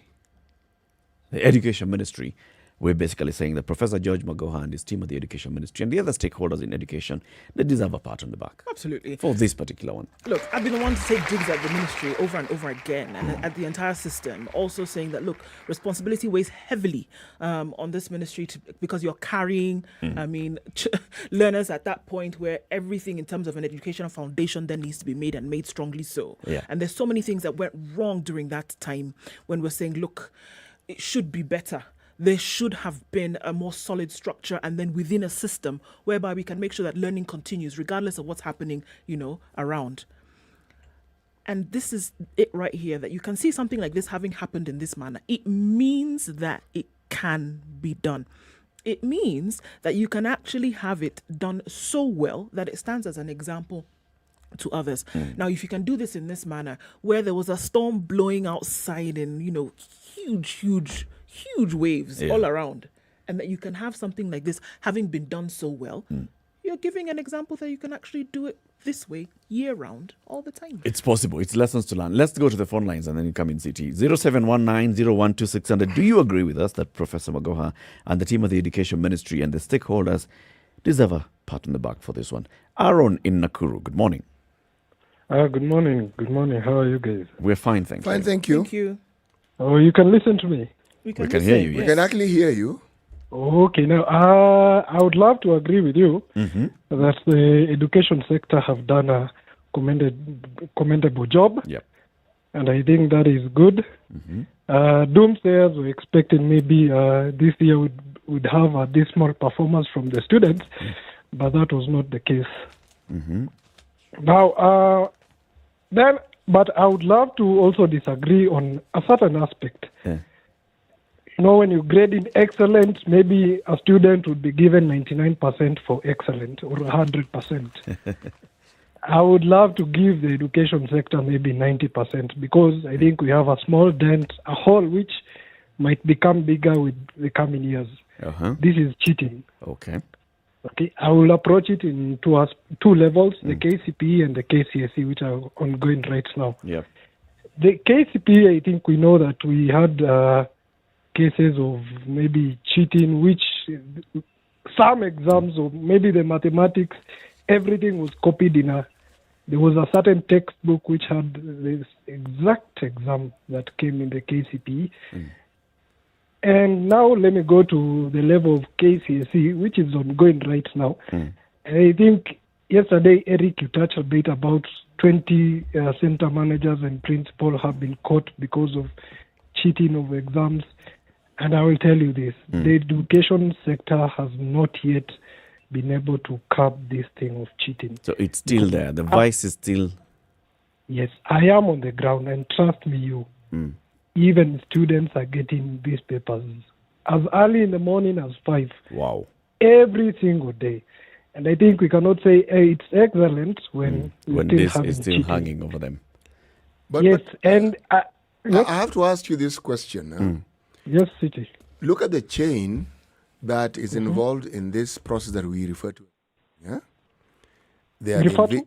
Look at the chain, the process of what is involved in cheating. You have invigilators, all right? Yes. Would the invigilators be able to prosper in the cheating if the people who man the schools did not support it? Would the people who man the schools be able to support this process if the parents didn't support it? There's something I'm trying to say here. We can blame the ministry, yes, but let us be fair in distributing this blame. Because in many cases, the reason why cheating is proliferated is because parents want people to cheat on behalf of their children. They want to cheat. They want people to cheat for their children. I mean, they don't look at it that way, but they want the children to do well. But they want anything, and that anything involves cheating. And parents even pay for this cheating. But that is true. The responsible person here is the ministry. The responsible person here is the head teacher. That's under the ministry. No, head teacher. Call it by its name. I'm nitpicking because just saying ministry is amorphous. No, but I have to ask you, when that teacher makes a decision to then be able to help, quote unquote, a parent, and then to help a student to cheat, It is not cheat. usually a Is student. it or students or 100 students? is he or she acting under the supervision of the ministry when they make that decision? No, I don't think so. I don't think No, so. they're not. But here's the thing. Whose responsibility is it to make sure that you seal all the loopholes? It's a ministry, isn't it? It is the And the ministry. National Examination Council. When we talk about, okay, cases of cheating that were rampant before were reduced, we don't say head teacher so and so. We say Dr. Fred Matiang'i Eric, and Professor I would like- Magoha. I Eric, would a love couple to of say weeks this. ago when we were talking about exam papers that were opened, you sat in this chair and you gave us an example of what could have possibly happened if the truck came to the school and all the papers had been delivered and the person who was lifting these papers maybe just slipped his hand to the side. As far as the ministry is concerned, they handed over the documentation to this individual. They did The their Kenya job National- and they did it well. The They Kenya did it National well. Examination Council have That done their part. individual at Can I that make a point comment? who decided to snap that seal. Aaron, right of reply. Yes, I would love to say this. I know Eric once said that, and I agree with Ndu. But city, Yes, this sir. is it.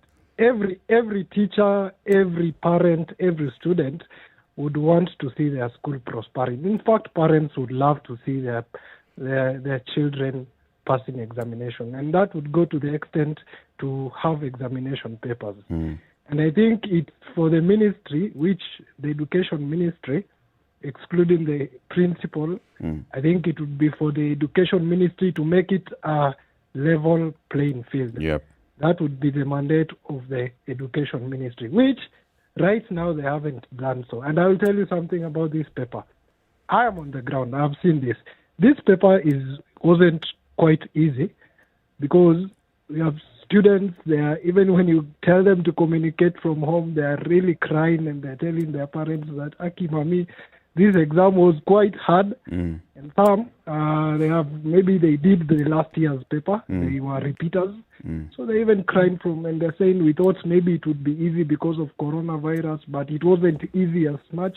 And maybe I think what the ministry would do, they would standardize the exam because take the aspect of private schools and they also have public schools. They would want to make it standardized. But now it cannot happen when other schools are cheating.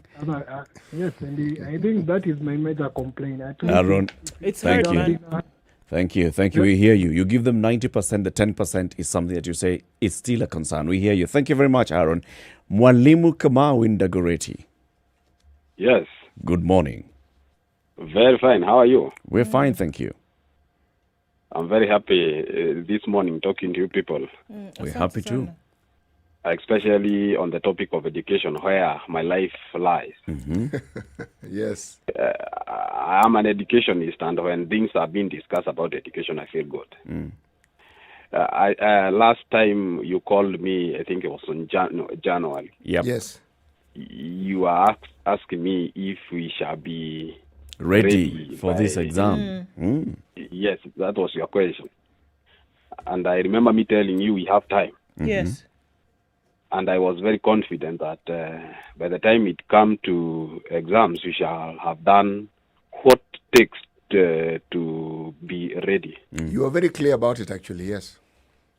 Yes, and I'm now very happy because we did our best. As teachers, teachers work a lot. I know it's just a few people here and there who think teachers don't work.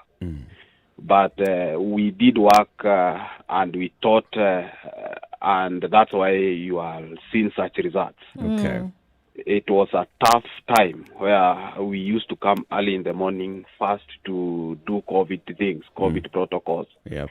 putting children in the right position, always adding rules on the existing rules, always be in your mask, always wash your hands. And it was tough. And I thank all that. Even public school this time, where I lie, we have tried our best to at least show that we also have kids who can lead others. Yep. Mwalimu, yes. if I may just ask a question, huh? Yes.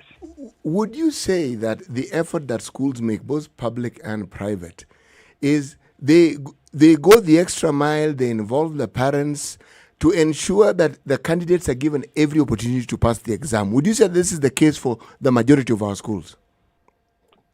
What I can say, Yes.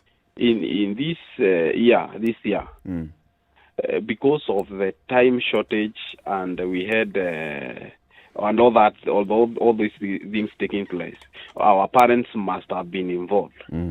We could not have done this alone. Yep. And we used to extend time to teach. We used to teach during weekends, and this requires attention from parents. Otherwise, you cannot do this without parents coming in. This education thing is not all about teachers. Everybody must be involved. I don't know of many other schools, but what I know is most schools this time parents are involved in doing several things.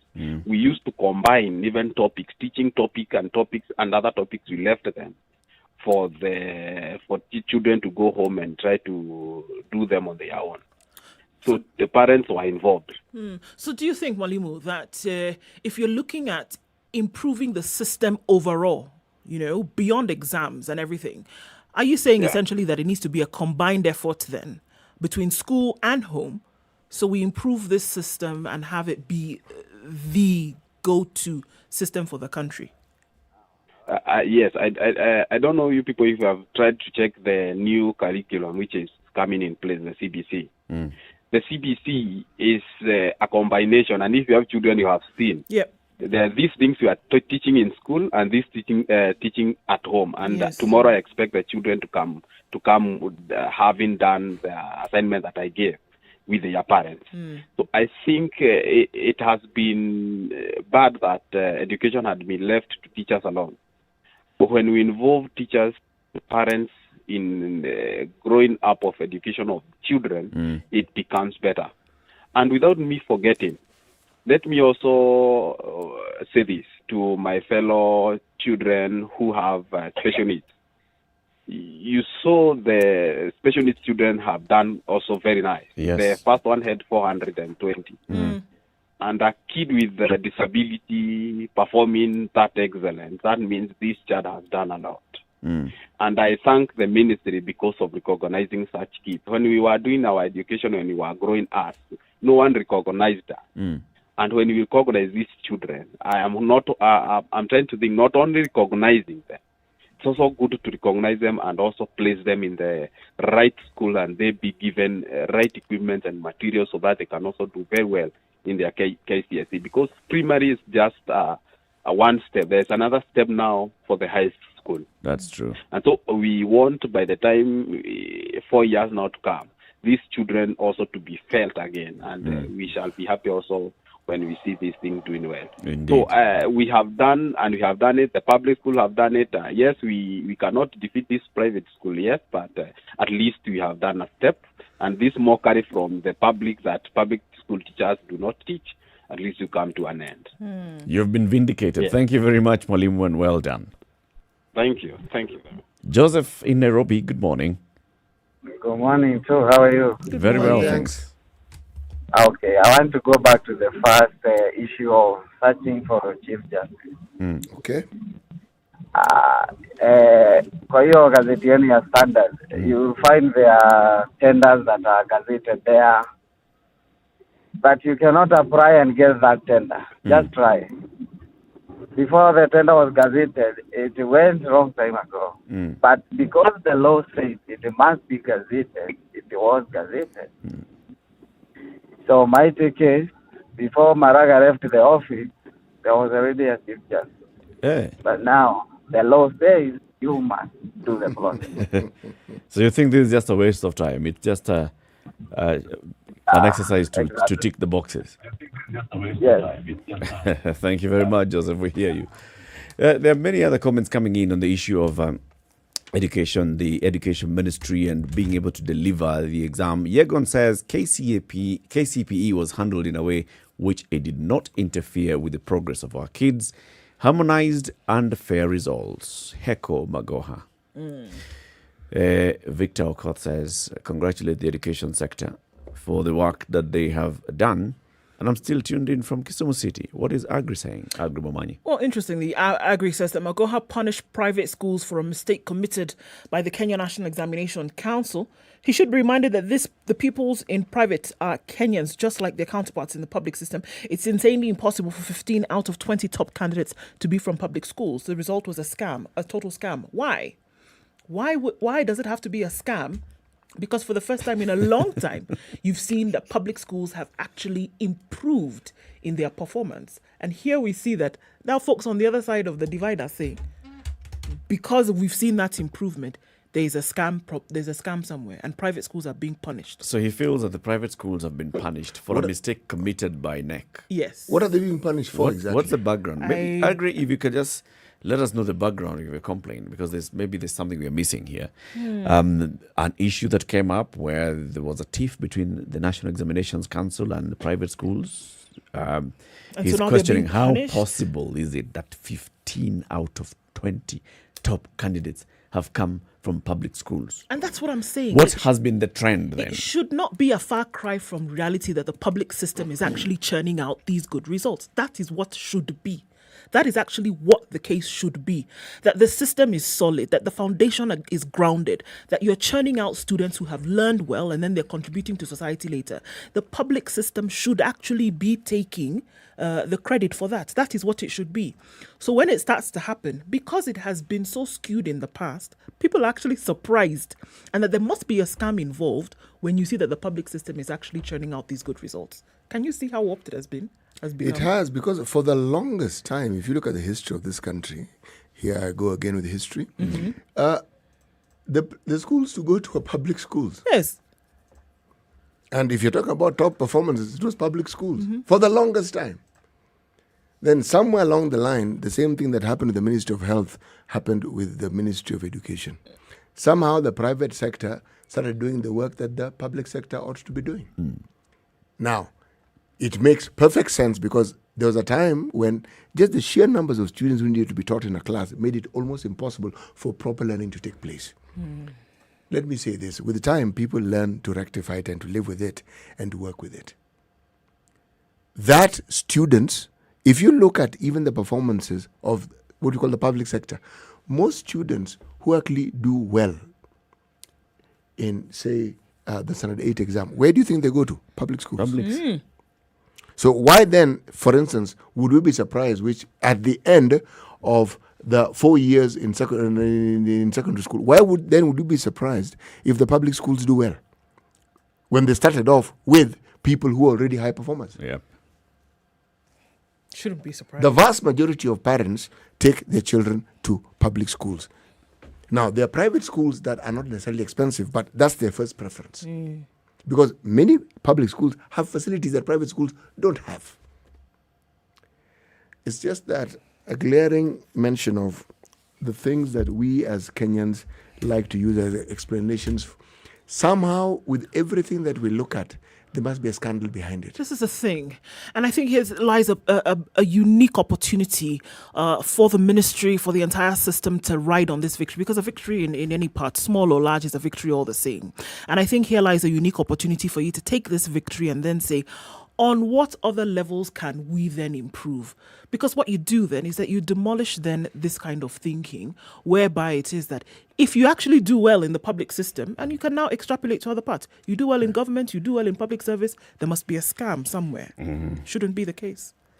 Keep raising questions. Time for us to take another quick break at 9 minutes to 8 o'clock. And as we do that, let's remind you of this portal, jobs.standardmedia.co.ke. That's jobs.standardmedia.co.ke. Very many jobs that have been listed there. Let's look at this one. Digital branding and marketing assistant that is being sought by ZTech University in Nairobi. Digital branding and marketing assistant. Qualifications for this: diploma in graphic design, relevant qualifications from a recognized institution, additional certified technical training in graphic design and or desktop publishing. You need to have a minimum of 6 months relevant experience in graphic design, interest and knowledge of social media content management, have a passion in graphic design and branding, and be an expert in Adobe Creative Skill Suite 5. That's Adobe Creative Suite 5X. So all this, if you go to jobs.standardmedia.co.ke, you'll see this particular job announcement, plus others that have been posted, including another one by still ZTech is also looking for corporate affairs and public relations officer. Still ZTech University. Jobs.standardmedia.co.ke, that's the portal to go to, and you can register and you'll be getting alerts on your SMS or on your email about jobs that have been listed. Good morning. 87.9 Spice FM, Mombasa. Sugar and spice and everything nice, just the way you like it. The Spice Drive. Did you have a great day? I hope you did. I intend to make it better from 3 p.m. to 7 p.m. I'm going to be taking you home nice and chill. Everyone is welcome aboard. The hashtag is Spice Drive and, of course, SpiceFM KE on Facebook, Instagram, and Twitter. The Spice Drive with Monique, the official soundtrack of getting you where you need to be. This is the Situation Room, the only way to start your day. Spice up your life. Mature, intelligent talk every morning. Spice up yourself.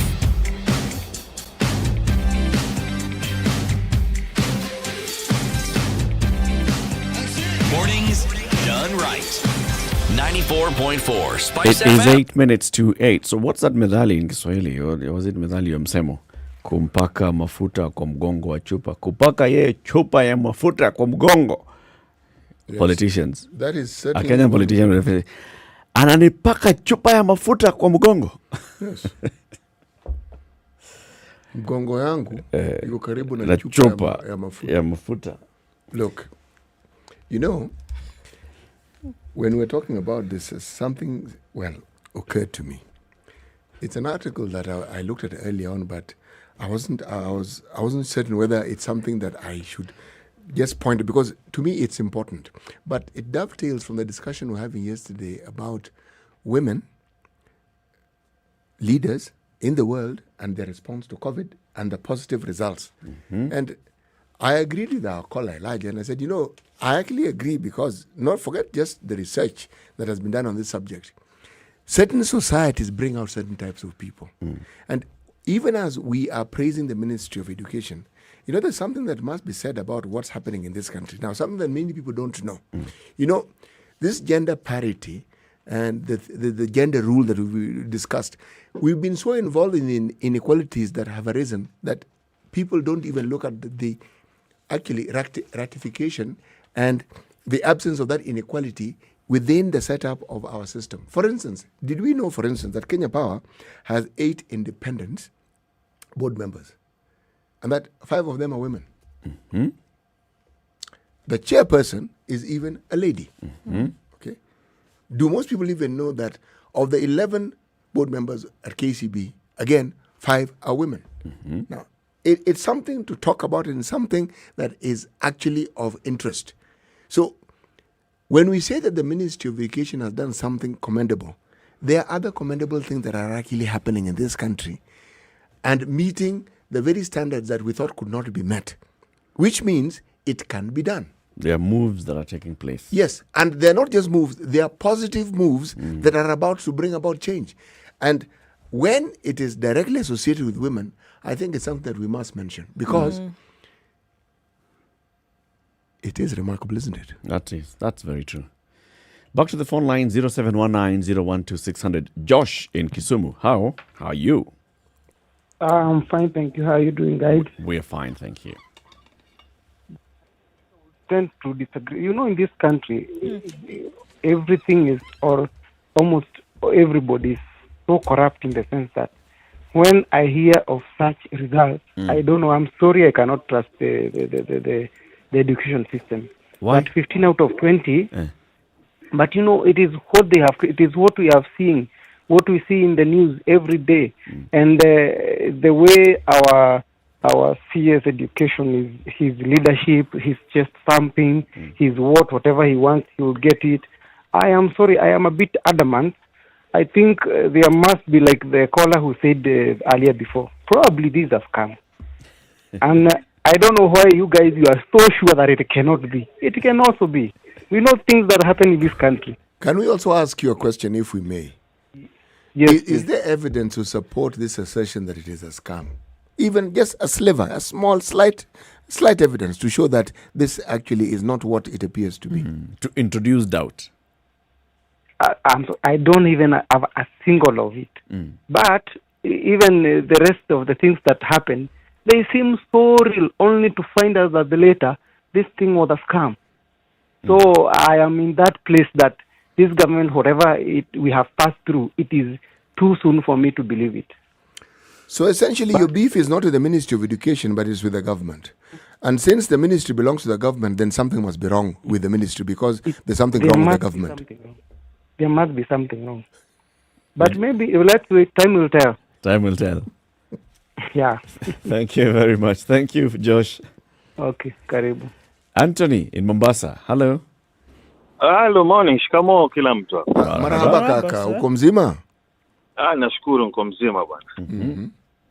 Now, I like to commend the Ministry of Education for the good work they've done. Unfortunately, this thing, no one wants to believe it because the narrative that has been sold for so long is that there's nothing in public that can be done and is beneficial and is good without a scam being involved. This shows that at least we need to start now talking positively about our country, our ministry, our public officers, because there are people who actually do work. And you can imagine if you work and when you get results, someone says that actually this has to be a scam involved. It is so sad. What needs to happen to reverse that perception? That perception, we should start talking about the positive things. It is now good that we have seen the disabled students that have performed. Absolutely. So let us discuss that line. And the public schools are coming up. Let us also see how we can help. But this notion that there's nothing good that can come out of the public service is not good also. Yes. I agree with you, man. Yes. It's not good for our psyche, even our own mental health. It is not. So, please, let us try at least in a week, 5 days. We do something positive. Talk positive. Something about Kenya. Okay. Yes. We're doing that this morning. Thank you very much, Anthony. Okay, thank you. Just tell us that thing, kupaka mafuta kwa mgongo wa chupa. Say it. Kupaka chupa ya mgongo kwa mafuta. Ni kupaka mgongo wa chupa mafuta.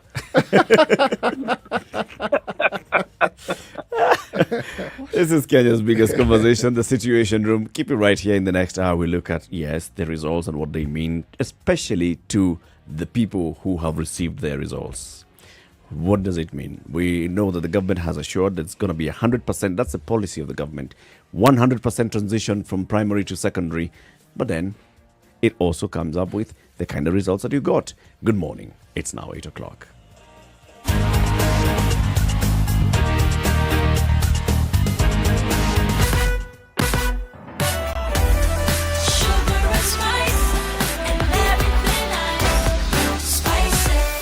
Spice up your life. 102.5 Spice FM, Kisumu. All right, as is being reported, there's some crazy jam on Outer Ring this morning towards Pipeline. Jam completely. Jam is teaching a lot of people to be patient this morning and other days as well. We're going to keep an eye out for that. Also, Lunga Lunga. Folks have decided to get out of matatus and actually start walking because of that accident that happened right around Pembe. Still trying to sort that out. But there's some crazy traffic there today. Spilling out over from industrial area onto Jogor Road is actually slow as well. Trying to get onto Landis Road into the CBD. So industrial area, Jogor Road, looking at that area, no goes on for now. Mombasa Road also jam, and no butter, unfortunately. Not moving smoothly, but it's moving very, very slowly.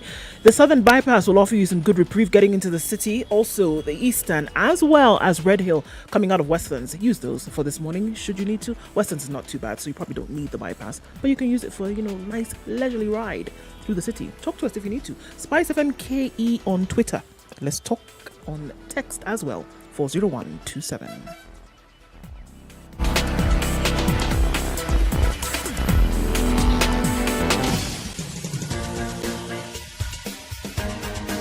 This is The Situation Room, the home of hard-hitting political commentary and penetrating insights about the state of the nation. This is a talk radio experience like no other. The Situation Room, a place for hard truths, debates, and elevated conversations. The Situation Room, witty, political, engaging, deep, controversial. In the room, we have C.T. Muga, researcher, academic, seasoned political observer, a fountain of wisdom in these politically uncertain times. Ndu Oko, Nigerian by birth, Kenyan by choice, communications expert, Pan-Africanist, a truth seeker and believer in people power, and Eric Latif, agent provocateur, the man in the chair, seasoned journalist, news hound, a man who believes in punching up, not down.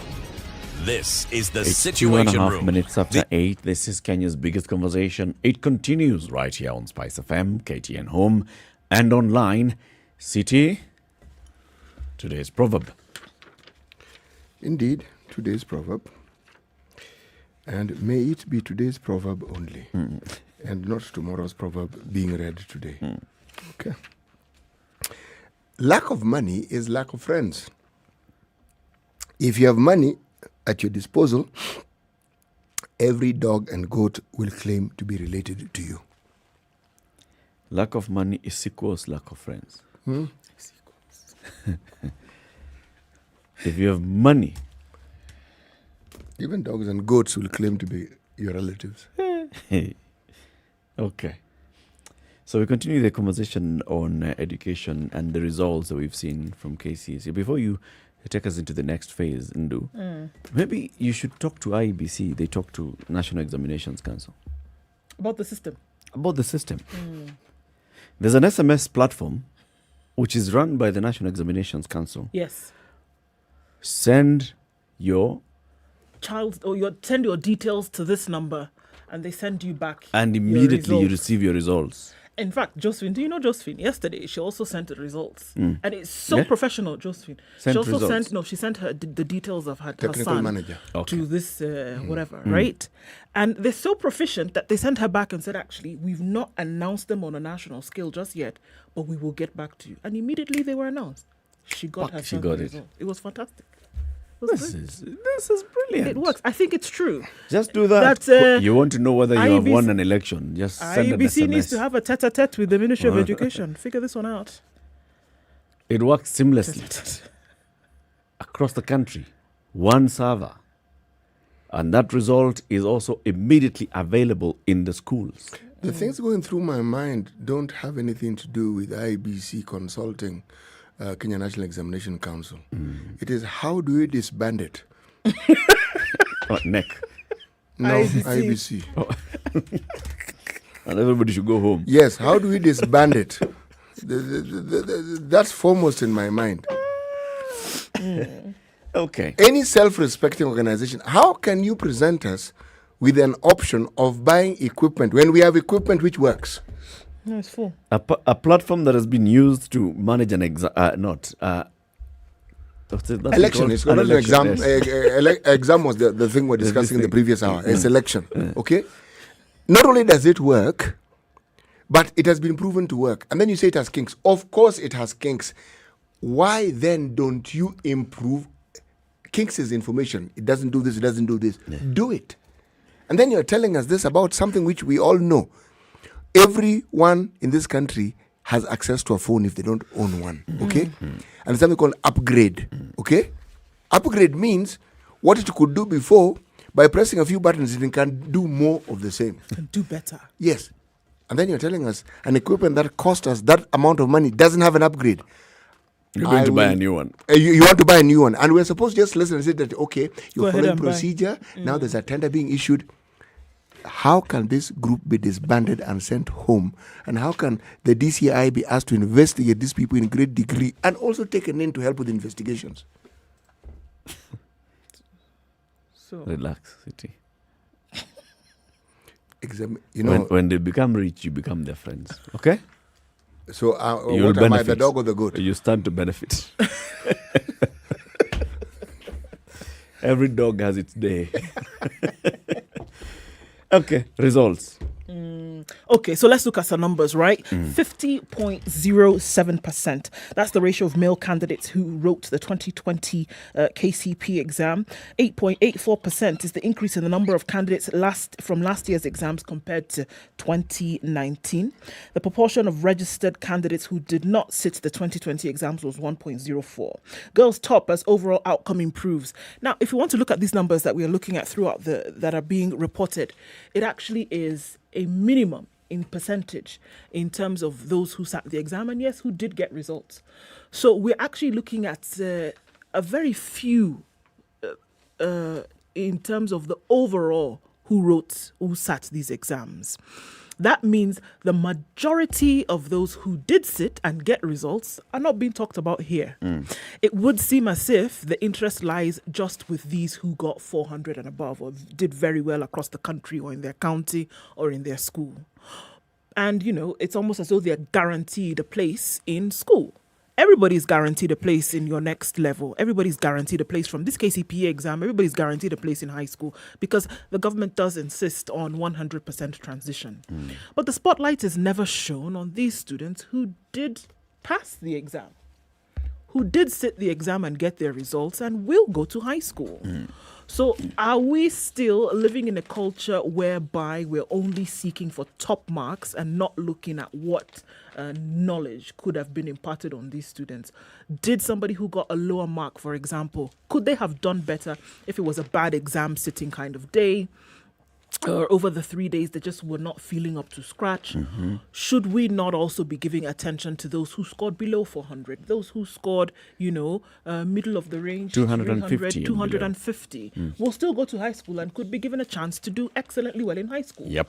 Why are we not giving any attention to them? They become part of a statistic. And that's just it. You become the rest of the people who sat the exam and got results and will go to high school, and that is it. We're still focusing on those who did very well, and all kudos to them 100%. However, it's a very small percentage of the greater number of people who sat the exam and who do need attention as well. Who are we talking about here? Are we talking about the Kenya National Examination Council, the ministry, or us, Everybody. the media? The society. Everybody. The society.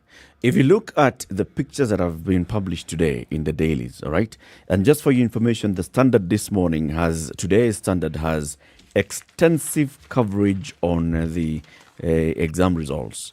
Pages 2, 3, 4, 5, 6, 7, 8, 9, 10, 12, and 13.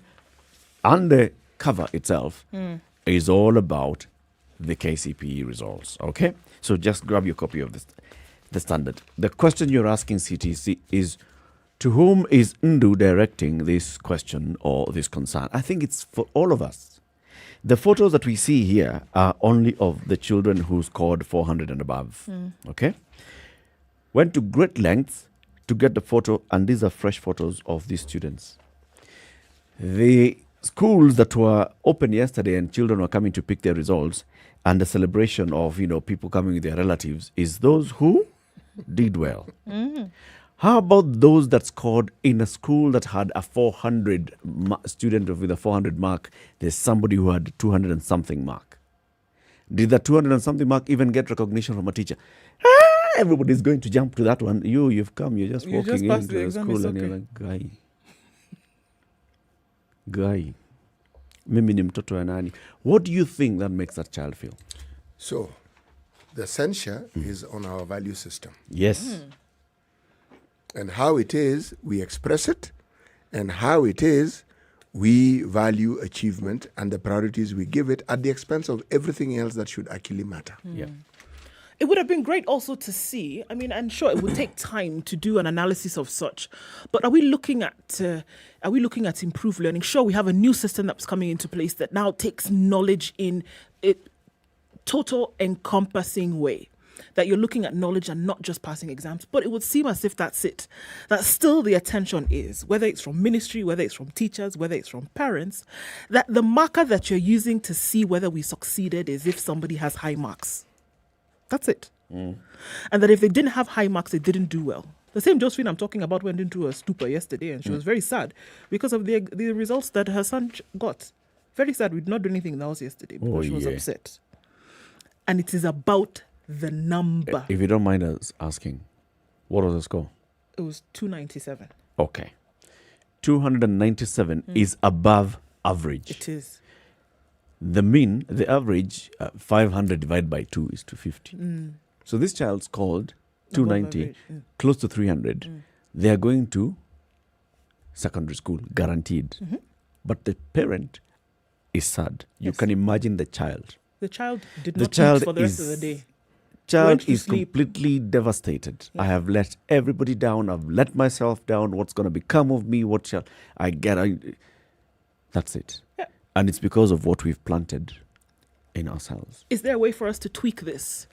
Is there a way for us to, because truth be told, you can't say that anybody then who scored under 400, for example, did not put in their best, did not learn along the line.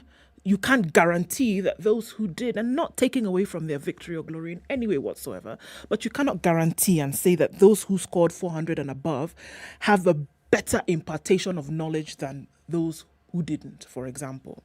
So us putting this huge weight and responsibility on the numbers that you score in an exam, equating that to your success, isn't it time we try to now change this narrative a little bit?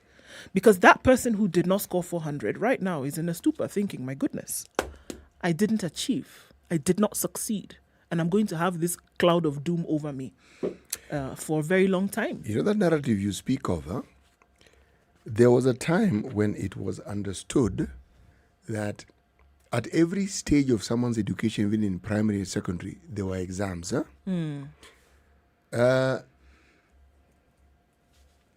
There was something my parents used to tell me about, something they used to call common entrance. Yes.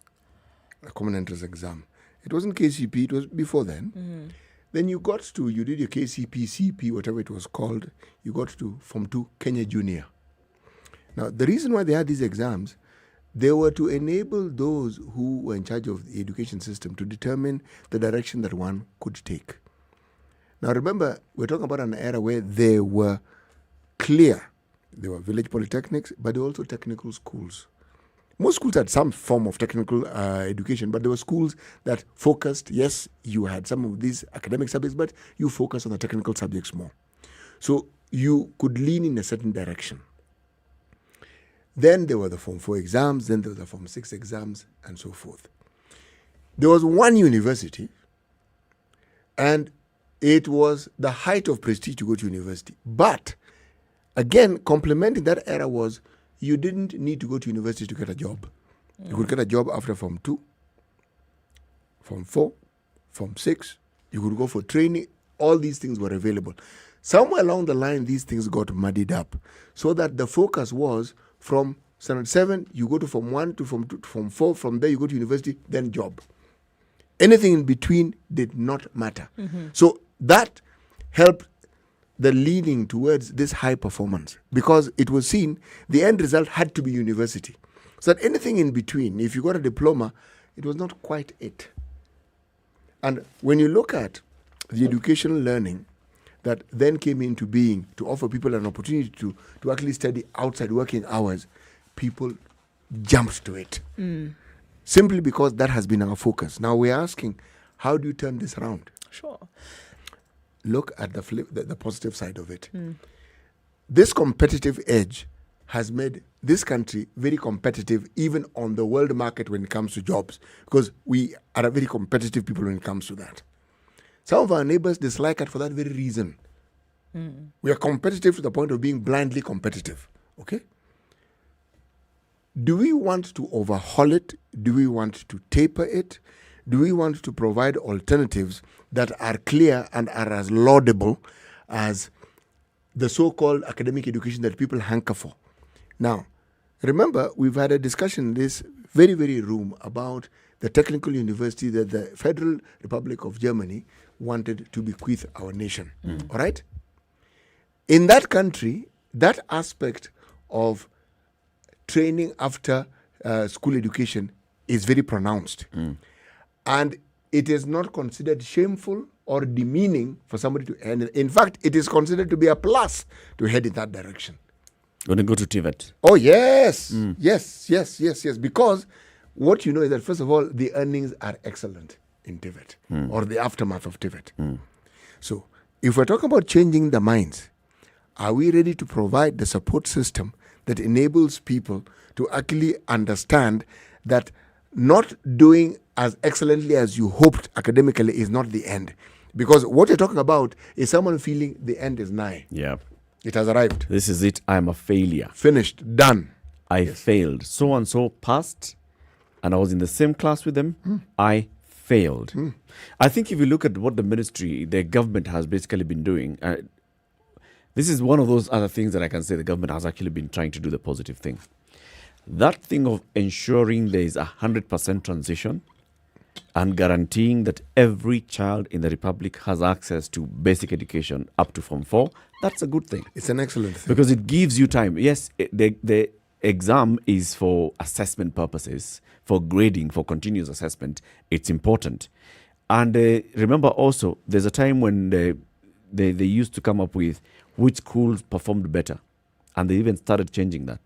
They even started changing the way they would announce at number 1 candidate countrywide, up to number 10. They started reducing that because they were trying to say the focus should not be on that these are the people who have performed excellently in the exam. The thing is the results that have come out in the exam and what that means.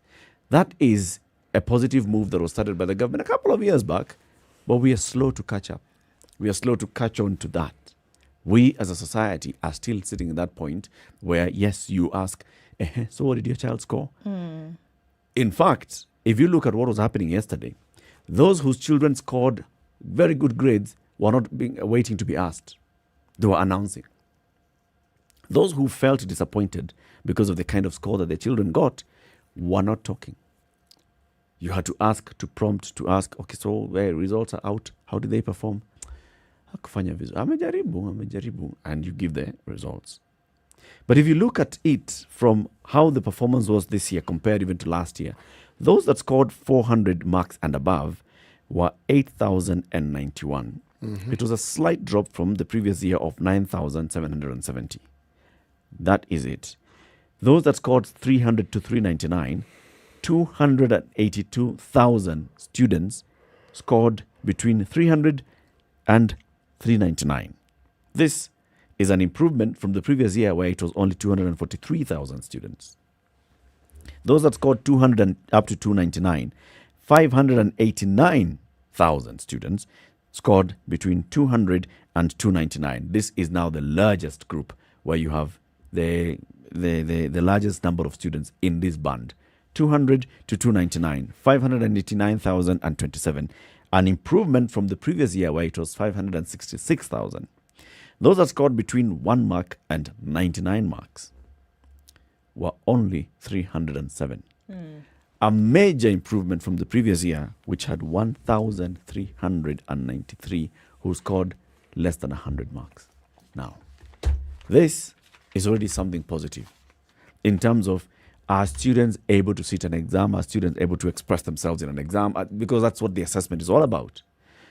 Does it mean that these 307 students that got below 100 are therefore failures in life? Nothing will ever come out of them. These ones, let's just build a committee for them because they'll become criminals. Is that what we're saying? If you actually interrogate how, as a society, we're communicating, this is what we've condemned them to be. These are going to be the criminals. They were failures. These ones cannot even become police officers. These ones are really.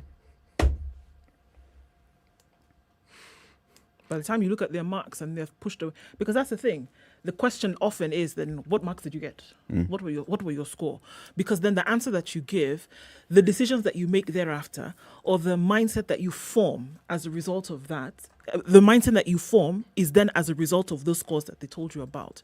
And you ask the question, so are we saying that we then need to change the thinking? No. I don't think we need to change it and remove any kind of competitiveness from this. What I'm saying is that you can have a multi-pronged focus then. You can say, in as much as we strive for competition and we strive at getting the top as much as possible, I think there are other aspects and avenues that must be looked at.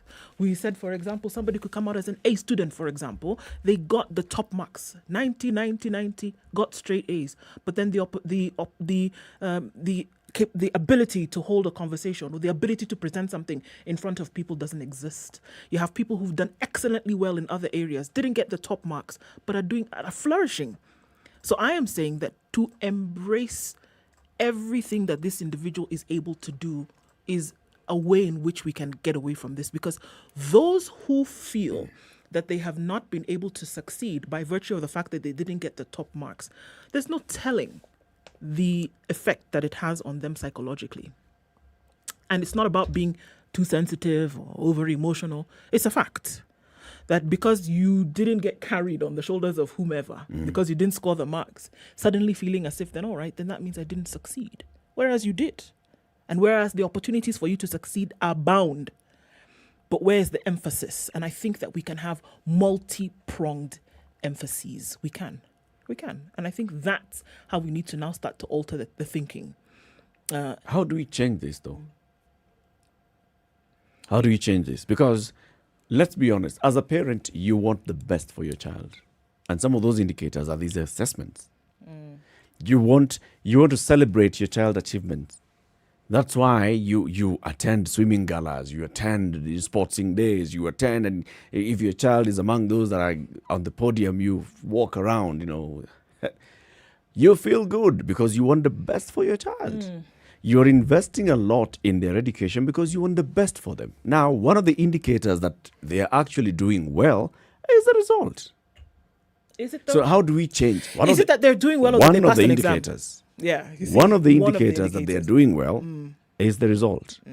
Okay? And this is one harmonized indicator. So, judged against your peers, how are you faring? You do not want your child to be the one who is not faring so well, and there's no explanation at all as to what is happening. Is it a developmental challenge? Do we need to get assistance for this?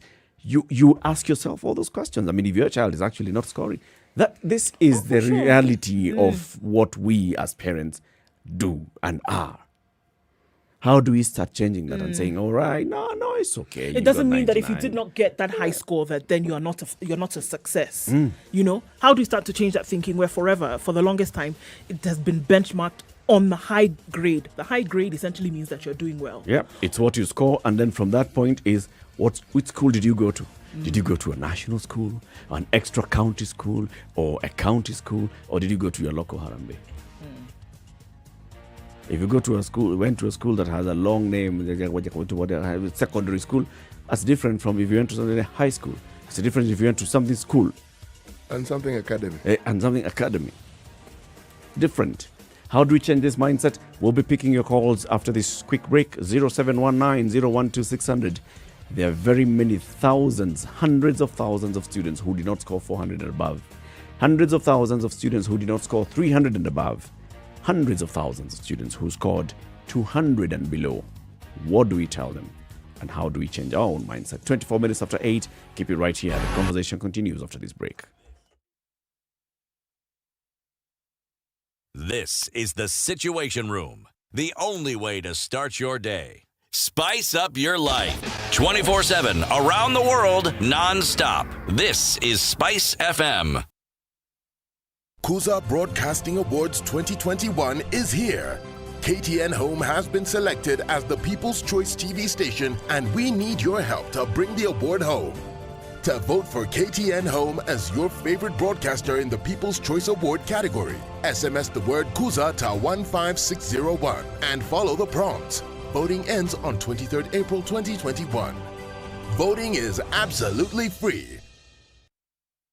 It's time to answer questions that are worthwhile. The Big Quiz Show is here. Register to play from the comfort of your home by SMSing the word join to 23774, then watch the live show on KTN every Sunday from 8 p.m. where you could have a chance to win a melee. The fastest and most accurate answers are guaranteed to win. The Big Quiz Show, Sundays at 8 p.m.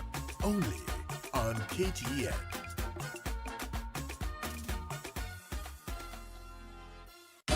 "24/7 around the world, non-stop. This is Spice FM. Johnny. Johnny. Johnny, hata unisikizi. Ni nini umesoma kwa simu hivyo? Ni gazeti ya leo napitia. Aje sasa. Si expert. Ni 5 bob too. Keep up with the latest trends and news in health, real estate, finance, business, and entertainment from the convenience of your mobile phone. Dial star 550 star 3 hash to access pull-out sections of the standard e-paper for only 5 shillings from your telecom line with no additional charges to enable you to stay up to date, informed, and entertained.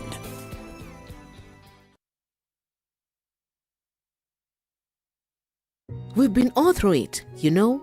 We go to school, study hard, get the much-deserved grades, and celebrate our graduation. Then reality hits us. We get to the job market and we simply don't know where to start off. Thankfully, by visiting jobs.standardmedia.co.ke, your next career breakthrough could be a click away. Get the best in career advice, employment opportunities, internships, part-time jobs, CV writing, and interview coaching. Give your career the much needed lift on jobs.standardmedia.co.ke. It's mostly cloudy in Nairobi this morning. A chance of rain later. Highs of 25 down to lows of 17. 17 is what it is in Nyeri and cloudy. 25 will be the high today. 27 will be recorded as a high in Nakuru. It's sunny at 18. Mostly cloudy in Eldoret at 15. Highs of 26 and lows of 13. 19 the low in Kisumu. It's sunny at 20. 21 and sunny in Kakamega. Highs of 27. 32 the high in Mombasa. Light rain at 28. And it's also raining in Malindi at 28. Highs of 31 and lows of 27. 20 will be the low in Kampala today, where it's more quite sunny actually at 22. Mostly cloudy in Dar es Salaam at 25. Highs of 31. Highs of 25 in Johannesburg. It's sunny at 14. Mostly clear in Lagos at 26. We'll see highs of 33 and lows of 26. And mostly cloudy in Kinshasa. Chance of rain. We'll see highs of 32 and lows of 24.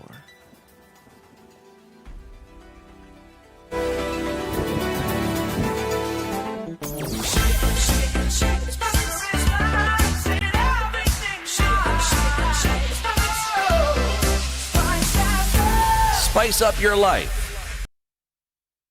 Okay, seeing some heavy traffic on Mombasa Road today, trying to get in and out of the city. And we'll still see this for some time, right in the middle of traffic hour this Friday.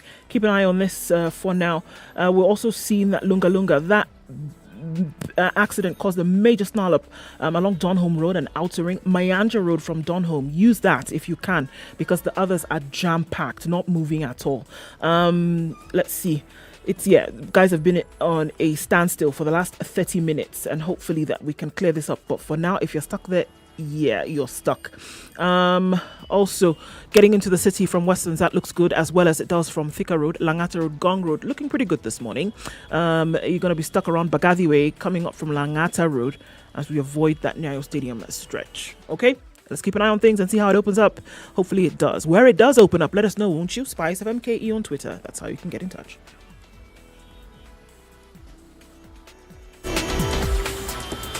Spice FM. Spice up your life. Mature, intelligent talk every morning. Spice up yourself.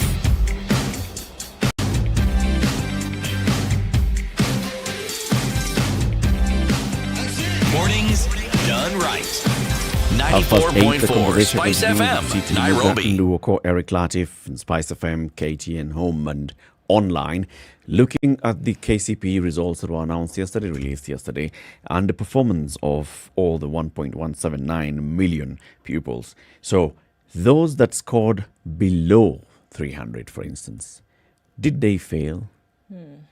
What is it that we think about them? What is it that parents think about their children? And what is it that the children themselves think? We need to change this mindset. How do we do that? Anthony in Mombasa, hello. Hello. Yes, Anthony. How are you? Very good. Oh, good morning, station room. Good morning to you.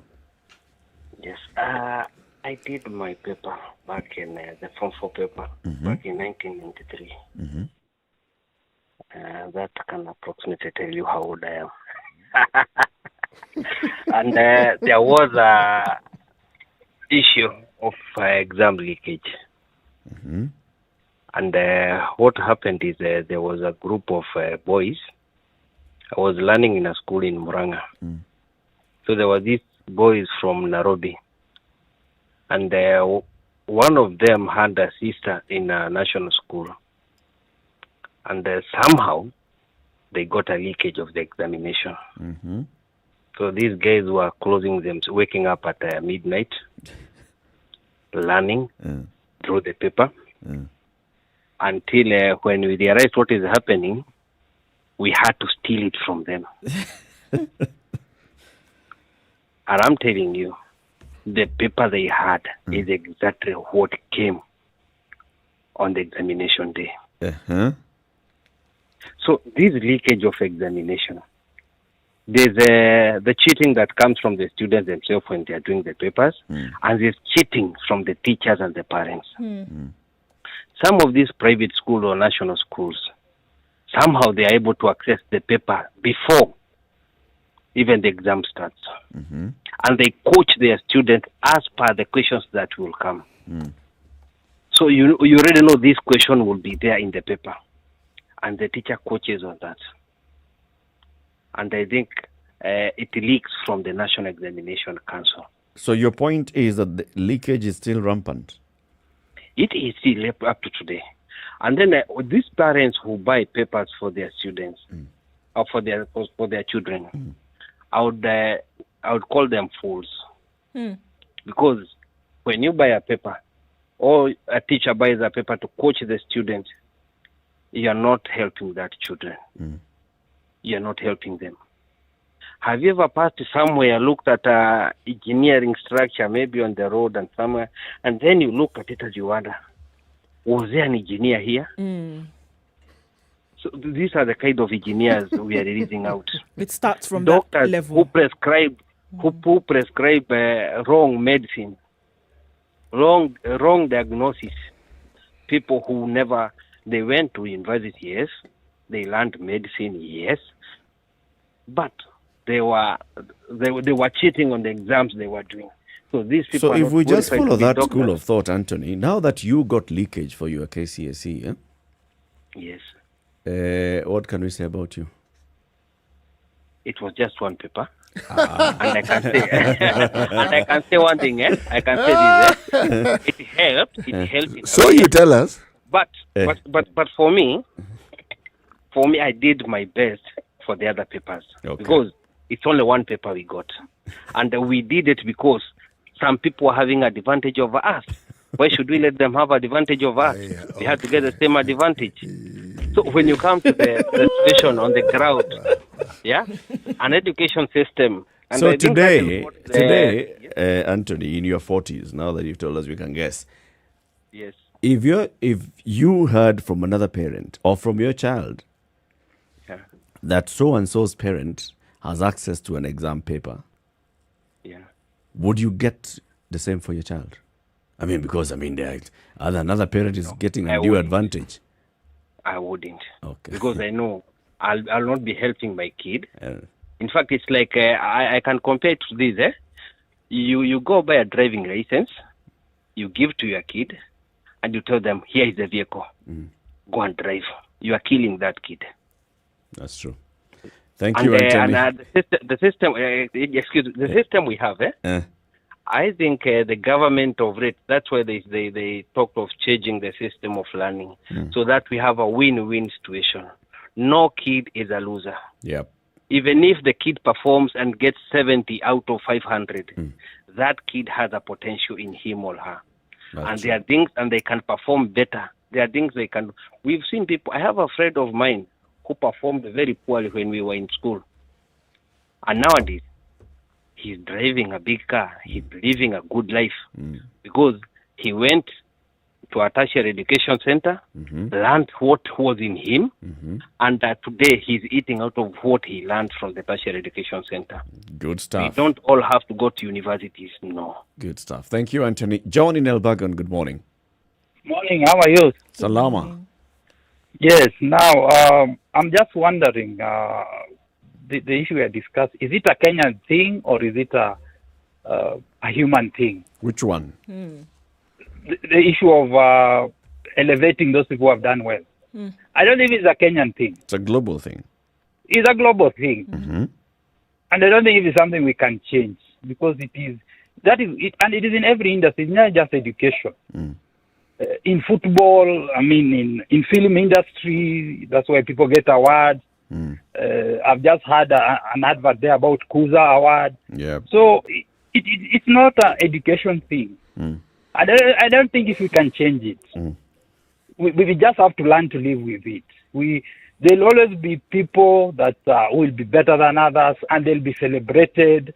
The thing is that now you as a parent, to me it comes to now as a parent, as an individual. The example that my sister there was giving, it is you as a parent now to ensure, to encourage your child. Let them know that even if they have gotten less than 400 marks, they have not failed. Because the society will tell them they have failed. And that's why, how do you strike that balance? They get out. They get out of the house, and the society is making them feel that they did not pass. You at home have been behaving that way as well. You were telling them, "Enda usome, upite." And now that they've come with not a good mark, you're now starting to change your tune. You think they believe you? No, it doesn't have to start after the exam. It has to be a continuous thing. You have to tell them, do your best. I always tell my children, if you are an A student and you get a B, then you are failed. But if you are a C student and you get a C, then you have passed. You have done your best. Yeah. But you don't wait until that time is when now you start telling. You have to tell them before. You tell them that, exams do not, the marks do not define you as a person. You might get to, there's a story about, sometimes back about, of this doctor in Strathmore University, Dr. somebody, I can't remember her name. She got 250 in KCPE. She has a doctorate now. Yeah. So you give such examples. You tell them, no, it's not about the marks you get. It's not the end. It's not the end. Thank you. And that's why there's something that people talk about, which I'm really against. This issue of affirmative action, trying to get a 250 child to take them to alliance. I don't advocate for that. Why? Because I saw it with experience. It's not a good thing. You are destroying those children. My son got 450 marks. 425 marks. He went to Alliance. When he went there, we discovered that there are some children who are really struggling in that school. So we wanted to find out what is it that there are students who are doing very well, others are really struggling. And we discovered these children who are really struggling, they are children who came here because of affirmative action. If you put a student who had 450 with a student who had 240 or 250 in the same class, it is not fair. If you let this child who had 250 or 300 in a sub-county school, this child would have done well. But you take him an alliance, he starts feeling like he's a failure. Allow me to wade in here. You see, why people don't do well in exams doesn't just have to do with their abilities or inabilities. Yes. There are people who examine badly. You put them in an exam situation, they panic, all the knowledge they have flies out, they can't do well. Yes. There are people who don't do well because the learning environment was disadvantaged from day one. Either there are bandits coming, they have floods, the school is far away. It impacts on them. Then there are those who are simply not inclined towards academic work. It's not that they're stupid or they're dumb. No. Their leaning is elsewhere. Now, there are many reasons why people don't do well. Now, unless and until one understands it, you can't sort of like generalize and say, You're a failure. yes, or affirmative action is not necessary. The fact that someone is struggling is not necessarily a bad thing. Actually, let's talk about affirmative action in the next hour, where you can even join in, John, and let's talk about it and see. Because I had first that experience. Yes. You'll call in. You'll call in. Yes, Let's hear from Joanne in Nairobi. Joanne, good morning. Hi. Hi. Good morning. My contribution is my contribution is I bring up my kids to know it's not all about education. It's not all about you have to be number one in class, you have to have 400. I take them to rugby academies. I take them to football academies. If they're good, they can be a dance coach. They can be a police. They don't have to be the doctors and the lawyers in Kenya. They can be that. They can decide to open a shop that deals with leather. And sell those handbags, akina yellow leather, Yep. You don't have to do so well in class so that you feel like that's all. It's all about books and everything. I remember I have a small sister who got a C minor, but the chick has a degree right now. She's in IT because my mom made sure she's done her certificates, her diplomas. When she got to a place where she got a degree. It's not all about education. We should not just stress our kids and force them to do something they really don't want. Yeah, good that's points made. Very good points, Joanne. Thank you very much for your call. Thank you. Ed in Nyeri, good morning. Morning, guys. How are you doing? Good morning. Fine, thank you. First of all, I would like to disagree with the previous caller, not the lady, the guy. First of all, the school doesn't really necessitate that you perform, okay? It's the individual. And now, there's also another person who was claiming that it's a scandal or it's a scam, but that is why some public schools are outperforming the private schools. But I would like to tell that caller to go to a certain school that is at Kiboko area, Kalo, past Emali. On your way to Makendo, there's a boarding school, public boarding school that is over there. And if he looks at the performance of that school, and then he goes to the grounds of that school, they have a playground, but it is full of shrubs. Kids there, they speak better English than Pioneer School. I have been there. I can assure you of that. Now, on the issue that is current right now, as far as performance is concerned, I think, first of all, the parents need to change the narrative. And you know how the narrative goes? It goes like this. Hey, so and so son, mwenye amekuja mazishi huku, vile akona gari nzuri ni daktari. So and so, they give, parents are very funny. They give examples of people who are successful just because on the line of education per se. Yet, there's someone out there, maybe a neighbor hapo, ambaye is into business, and that person is doing and thriving very well. I can tell you this. Yes, the world is a competitive place. Yeah. I can assure you of that. But if you drill into the mind of that student or that people that it's only if you perform by education that you're going to get success, trust you me. If you don't tell them a story like Warren Buffett and the likes of Bill Gates, that even some of them didn't even complete their studies. If you don't change that narrative, if you just stick to that narrative of if you just stick to that narrative of education is the key to success, instead of how you turn your education to success in your manner, I can tell you that you're going to fail, and that is why you're going to see that people are still you're going to get exam cheating. Parents are going to instill that they're going to take their kids into private schools because they believe that private schools are the best. If you're a private school, you're going to perform, and I mean attack a performance. Thank you. Thank you very much, Ed. Let's hear from Daniel in Kisumu. Good morning. Good morning, the team. Good morning, Good Daniel. morning. Happy New Year in advance. Hey. Man. New Year 2022? Yeah, 2021. I think in 2022, not 20. Okay. All right. So long it's in this century. We've got it, yes. We lost him. Karuri in Nairobi. Good morning. Morning. How are you? Good morning. I'm very fine. Morning, Eric. Good morning to you, Karuri. And City and Duta. Good. Good one. That's a nice one. Good morning. How are you guys doing? Very well. Now, I want first of all to agree with a caller. I think who called and said that thing of our parents when we were growing up, they see somebody who's driving a good car and they tell you be a doctor like that guy.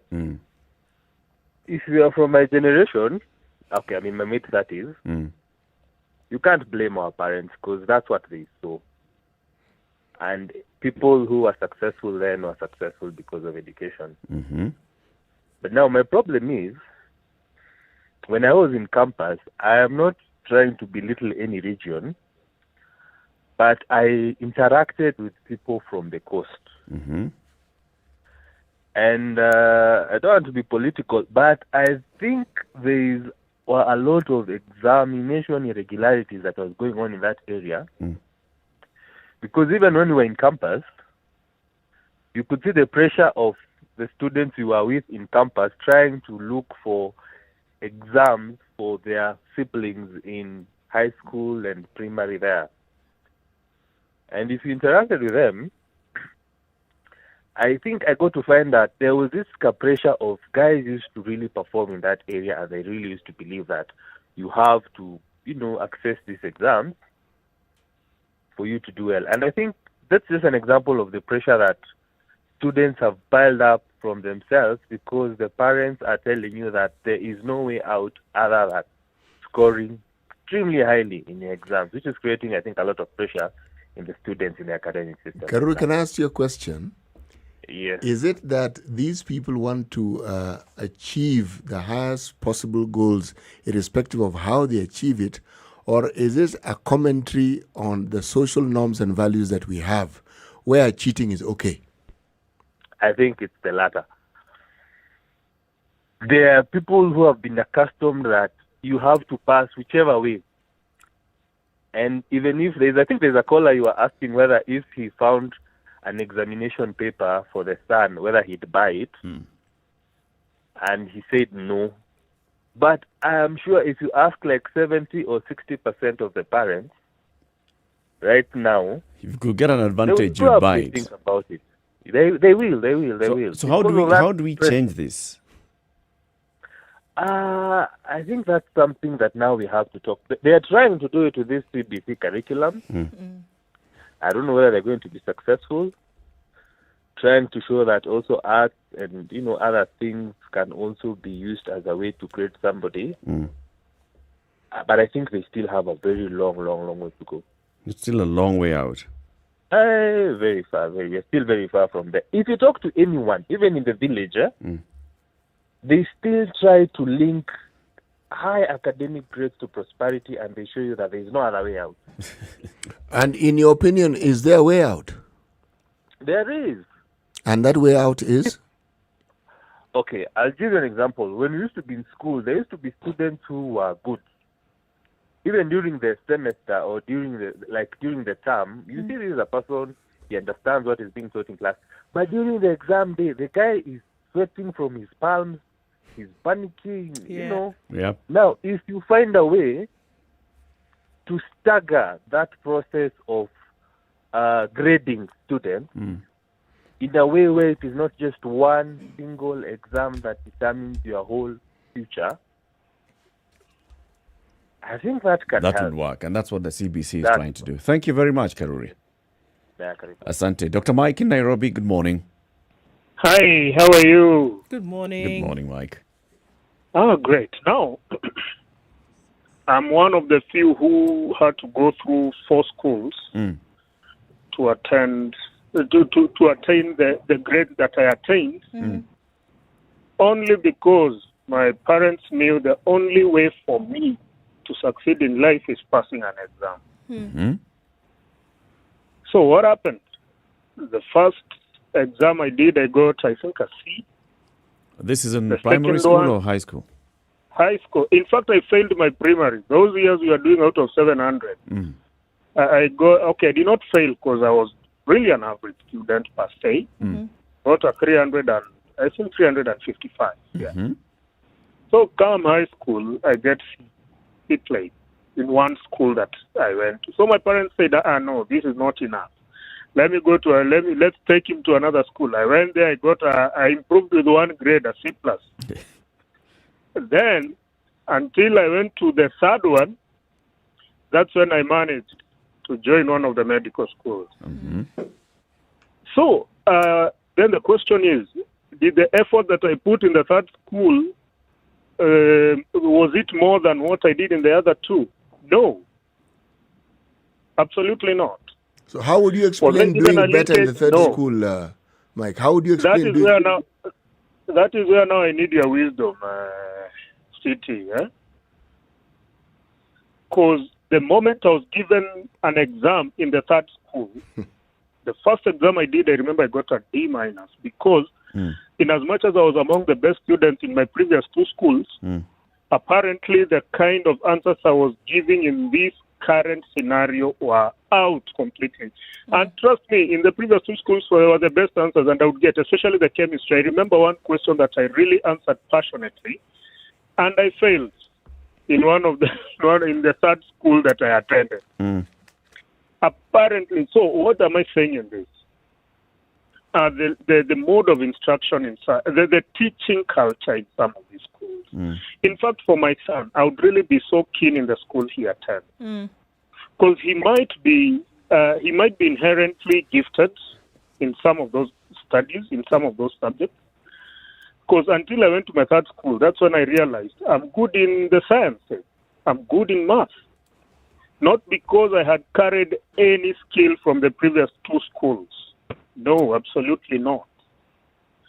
I think it's everything to do with the kind of instruction and guidance I got. And it is one of the national schools that I attended as my third school. The kind of guidance I got, they were able to identify my strengths, my weaknesses. They helped me work on my strengths. And there I just needed 1 year. And I became among the best students in the school.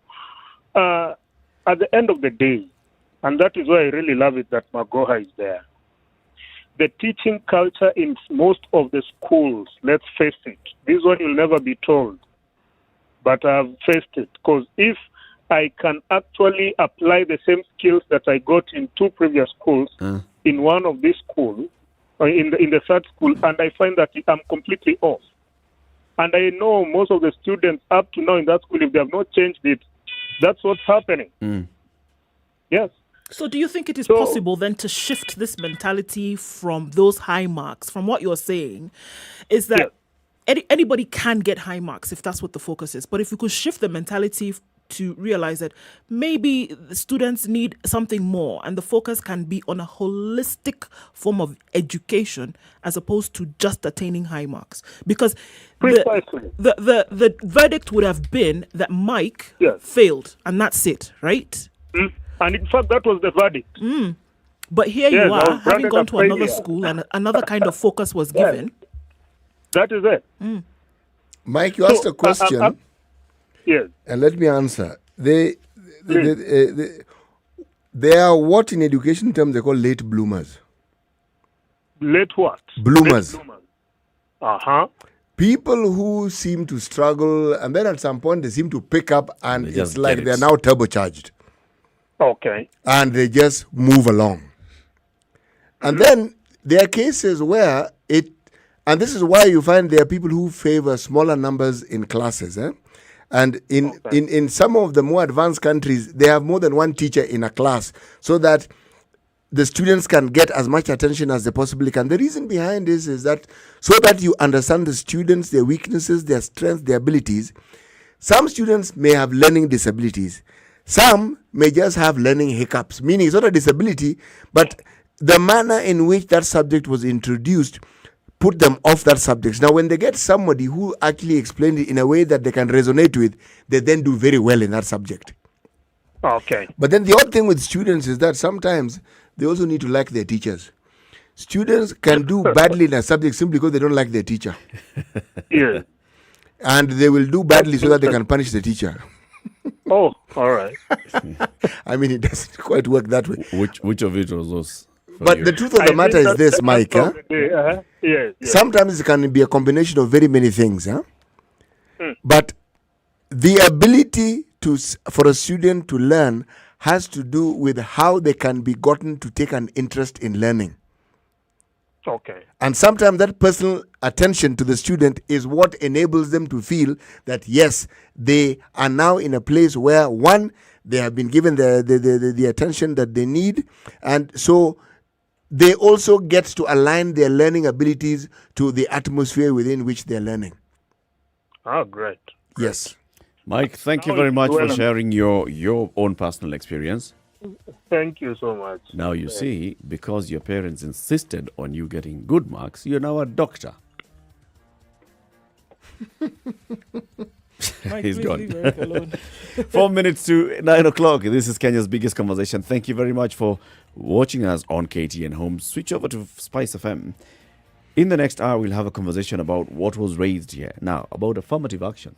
These learners are all going to transition to secondary schools.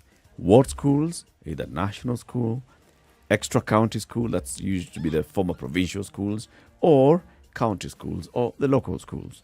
Should there be affirmative action of looking at the marks that you got, but also where you come from, that determines the school that you go to? Keep it right here. 94.4 in Nairobi, or Mombasa, it's 87.9, 102.5 in Kisumu, 96.0 Nakuru, Eldoret 96.7, Nyeri 90.9, and Malindi is 97.7. This is the Situation Room, the only way to start your day. Spice up your life. Sugar and spice and everything nice. SpiceFM. Spice up your life.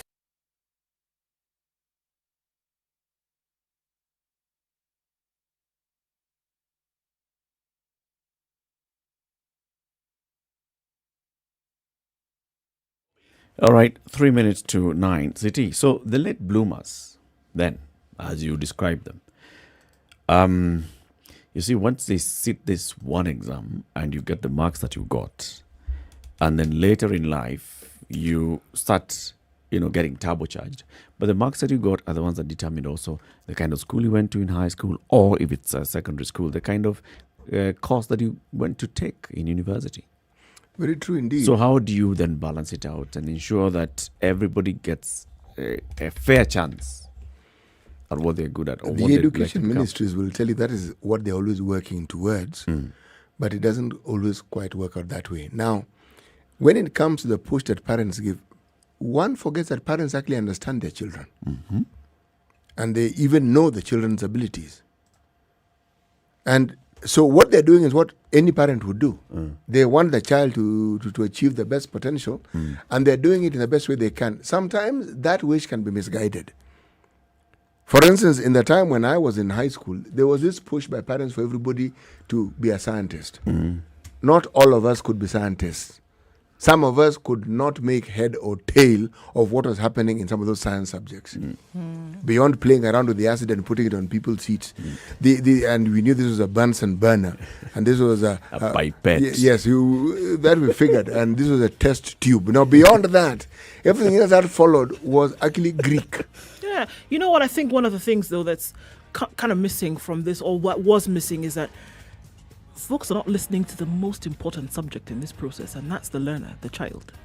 They will tell you where their interest or ability lies if you listen. If you listen to them, if you look at the things that they spend their time doing, that sometimes they get in trouble for. I have a friend, for example, who had her nose buried in books for the longest time, and her parents were insisting on her being a lawyer. She became a lawyer, but guess what? Today, she's one of the best editors in the state where she lives in the US. If you listen to them, they will actually tell you where their interest is. It is true. They'll get there. Let's continue the conversation into the next hour, and we'll still be taking your calls. Good morning. It's now 9 a.m.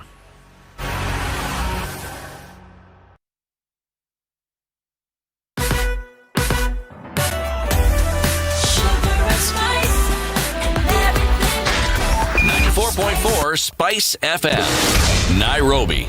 All right, that Donholm area, complete mess, guys, this morning. And it still looks like we're dealing with the dregs of that accident that occurred before.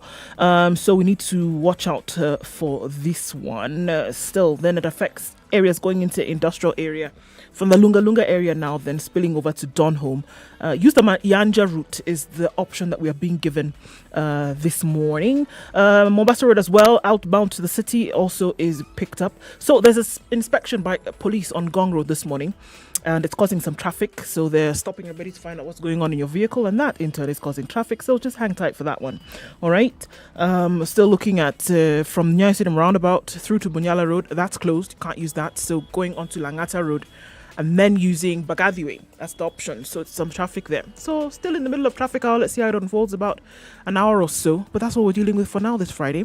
Thika Road looking good, in and outbound, interestingly enough. Talk to us on SpiceFM KE on Twitter.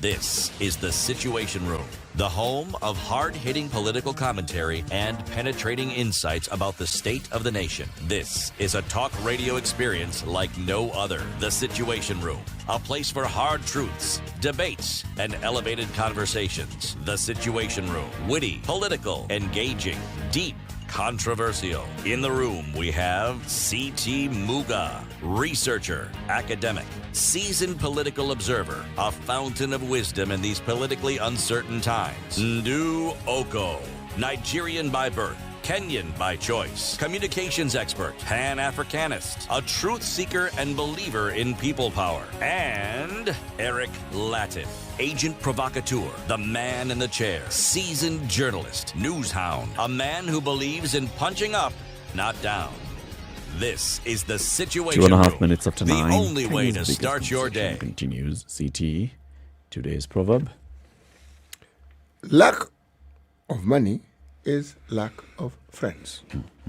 If you have money at your disposal, every dog and goat will claim to be related to you. Every dog, goat will be claiming. I think what they left out here was even plants. This is my pal. Everything plus the kitchen sink. This is my pal. A number of comments that are coming in on social media. Quite some, right? So, Asatinio says, okay, yes, Aki-CT, many children are late bloomers, it's true. You come out and you find that talent later on, doesn't mean that you were a few eggs short of a dozen before. I scored a 230 mark out of 500 in my KCPE, according to Dankoli, and a D- in my KCSE. At some point in my life, I was depressed. My point is success has got no formula, and to anyone who is curious about me, ask anyone from Bomet County about Kimugul Building or Yator Farm grades. Yator Farm. Oh, Yator Farm. Grades don't matter. Education does. I agree with that. I think now he's been able to prove a point. Yes, he has. And when he says education, he is right, because the process of learning, you see, we are discussing formal learning, formal education, all right? There is informal, there is non-formal, and all of it is education. Now, you see, what is at the heart of the discussion here, even as we talk around it, is something that I can best refer to as abilities. We are all born with different abilities. And it isn't as though one ability is superior to the other. It's just different. Now, unfortunately, when society determines that certain abilities are better than others, and then they categorize you into job groups, they categorize you into growth groups, or whatever groups they want to categorize you into, then something is lost along the way. Other abilities that are actually useful to the society, as I said, also get lost. It's true. So then you have an entire class of people wanting to prove that they have abilities that they don't actually have and probably will never have. And they want to imitate those who have, instead of growing and developing the abilities they actually have. Now, parents cannot be blamed up to a certain point, because they will only act on the knowledge and understand that they have at that particular point in time. But when you have parents who pushed and had the ability to push and the willingness, you in this day and age, with all the learning and all the understanding and all the facilities at your disposal, your understanding of some of these matters ought to be a little better.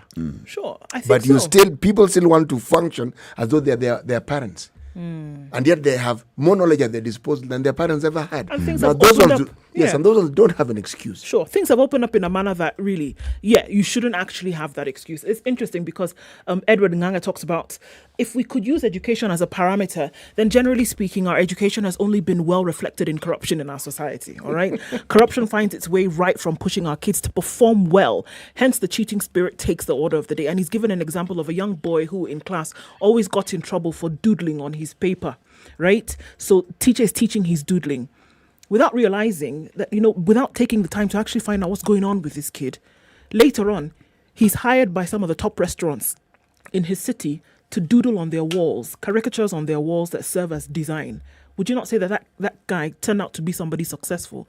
If somebody had actually taken the time to figure out this kid is exhibiting a talent that he has. Like you say, doesn't have a good attention span maybe in class, not really interested in the sciences, for example, but has another talent that could have been modified, could have been used. They do have a good attention span. It's just that they don't have a good attention span in the for subject that you're things pushing that they them have difficulties for, right. with, or things that they don't appreciate. And also it's because it hasn't been taught or presented to them in a way that is they interesting.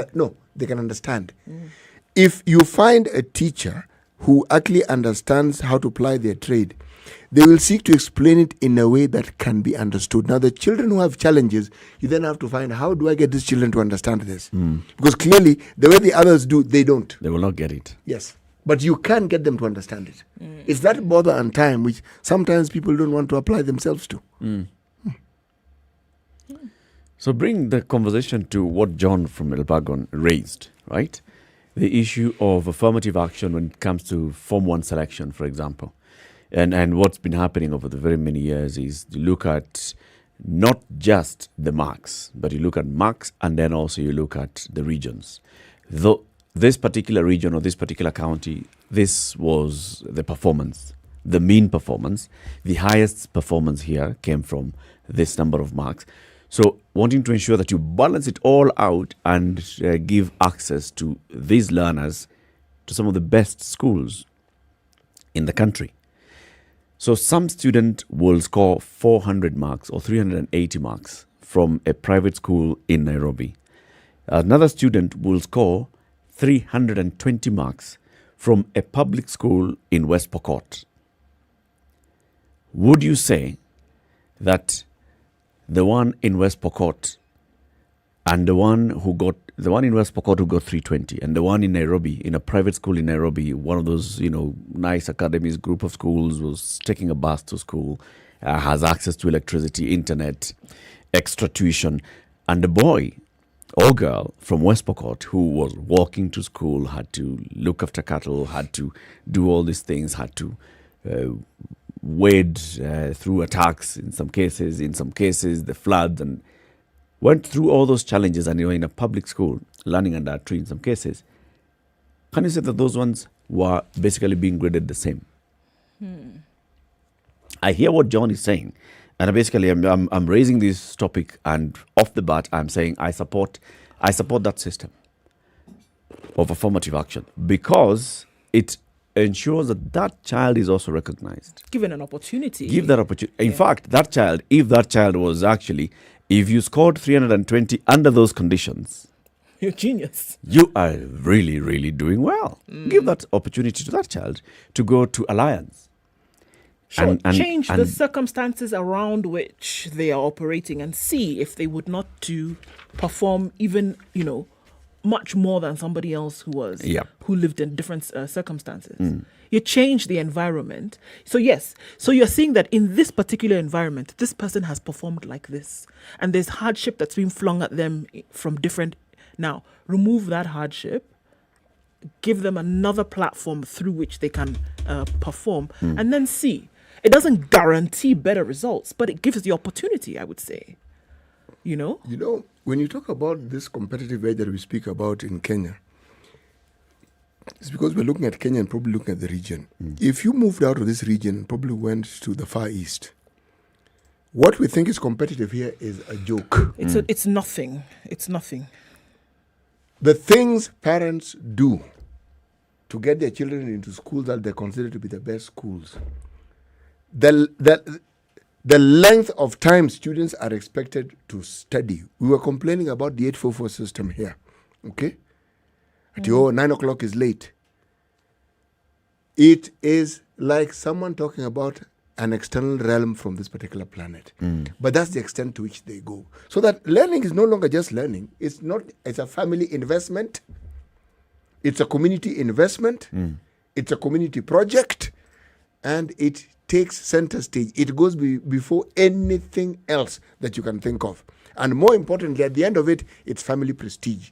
So that when something as simple as a child is going to school, the entire village goes with them because they're entering that prestigious school. That to understand it, look at the graduation days in our institutions here in this country.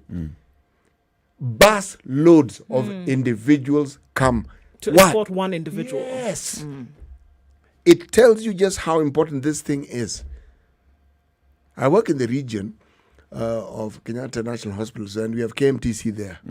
When they have graduation day, you really want to find another route completely far away from there because the traffic jam will be horrendous. Yeah. And you look at the joy of the people who are there. It's one student who has achieved or attained whatever is required, but the entire village is happy. Yes. All the relatives are happy. Now you tell me, with such a background, you may not think so, but pressure is already being applied. And then there are communities who don't have that advantage because they're so far away they can't even come. And if they can't come, it also means that some of the advantages that some communities have when it comes to learning institutions, they also don't have. John from Elbagon, how then do you and can you not consider affirmative action? There's also the other point that he raised, which was you go to the schools, now you go to Alliance, you go to the national schools, right? And you find that, yes, there will be students who are struggling. And if you look, you check, you will find that those students from those backgrounds are the ones who are struggling. Yes. What is making them struggle? Well, actually, first of all, it's a culture shock. You've come to this school, you've never been to an institution like this one. Its size, just the number of people, what's going on, what's required, it is new. So you are adjusting it. I haven't mentioned just coming to that region of the country. So you are adjusting to it. Then you are in competition with people who've had exposure and things that you've never even heard of. Yep. What John saw was a period of adjustment that every student must undergo. When we had one university, and people came from all over the country to come to that one university, you needed to see the adjustment process. What would happen? First of all, some people couldn't believe that you could eat as much bread as you could. So just to test that they could eat, they would take a whole loaf, and that loaf was the size of a train. It is one long, yes. And they would take that loaf of bread, okay, and sit with it at a corner. And sit with it. You know, somewhere along the line, the stomach tells you, Nani, stop joking. This is enough. Yes. You are actually full. Yes. In short, just being in university and what you thought it entailed. Some people never recovered from that adjustment and wouldn't do well in class. Remember, they had actually passed to get to university. And why? Because in university, nobody was following up till you go to class. You wake up to go to class. If you don't want to go to class, don't go. You have that freedom. And then there was something that no one had encountered before. You actually had girls with your boys. And they were in your class. And you know what? You could even visit them in their rooms. Yeah. Everything about university was a culture shock. Very different from high school. It was not different. It was totally different. Completely. And then in our time, they gave you something called boom. The money was intended to allow you to buy books. But then you could also buy a boom box.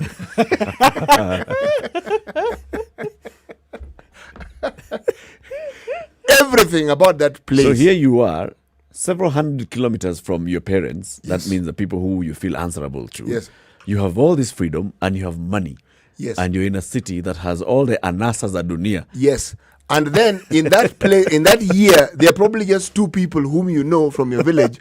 One in the year ahead of you, and another one who from a distant village. But essentially, nobody knows. Nobody can report you. So you can actually craft a new persona. Yes. Okay. It's 9:15. Let's take a break, see how the weather is looking like, and then we resume with the conversation. Affirmative action for schools. What are your thoughts on this?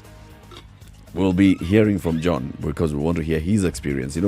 This story will be driven by John's story.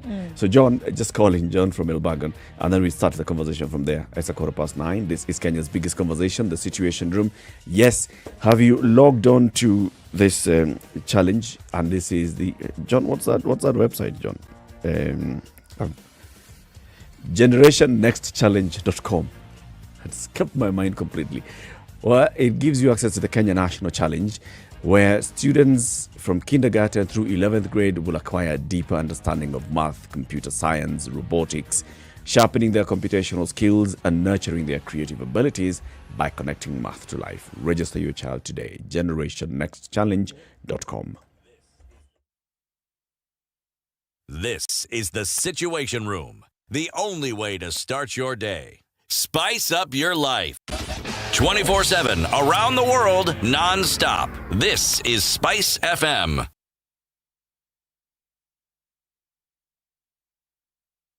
Kuza Broadcasting Awards 2021 is here.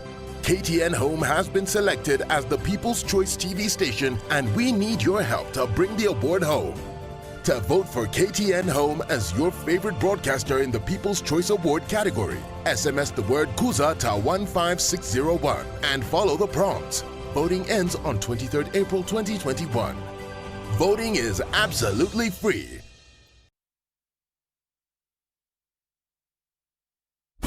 Classic soul, R&B, smooth jazz, Okay, neo sprinkling in some soul. parts of Nairobi this morning at 19 now. Highs of 25, lows of 17. Chance of these rains continuing well into the early afternoon. Cloudy conditions in Nyeri at 18, highs of 25, coming down to lows of 15. 15 will also be the low in Nakuru, where it's sunny at 20. 19 degrees and mostly cloudy in Eldoret. Highs of 26, lows of 13, and it's likely to be dry through into the weekend. Sunny conditions in Kisumu at 23, highs of 28 and lows of 19. It's sunny in Kakamega at 24, highs of 27 today, highs of 32 in Mombasa. Light rain at 29, also light rain at 29 in Malindi. It'll go to highs of 31. 27 will be the high in Kampala today. It's partly sunny. The rain has stopped for now at 23. 27 in light rain in Dar es Salaam. Highs of 31 and lows of 25. It's sunny in Johannesburg at 17. Highs of 25 and lows of 20, or rather lows of 10. And lows of 26 in Lagos, where it's now mostly sunny. It'll go to highs of 33. 32 will also be the high in Kinshasa, where at 23 it's sunny. Look out into Beijing going east. 18 will be the high today, down to lows of 7. And it's going to be sunny in Paris through most of today. It's going to be at 3 though. It'll only go as low as 4 and highs of 10. 2 degrees and sunny in London. Highs of 11 and at freezing will be the low today. It's raining in New York as it's ringing into Friday morning at 7. We'll see highs of 12 and lows of 5.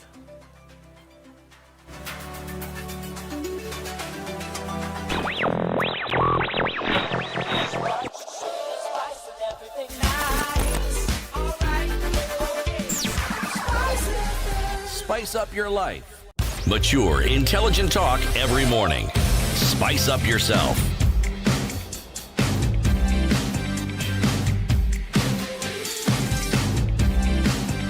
Mornings done right.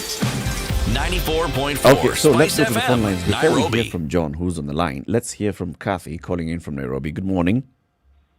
Morning. How are you? Fine. So I wanted to contribute on the debate on education, the whole education system.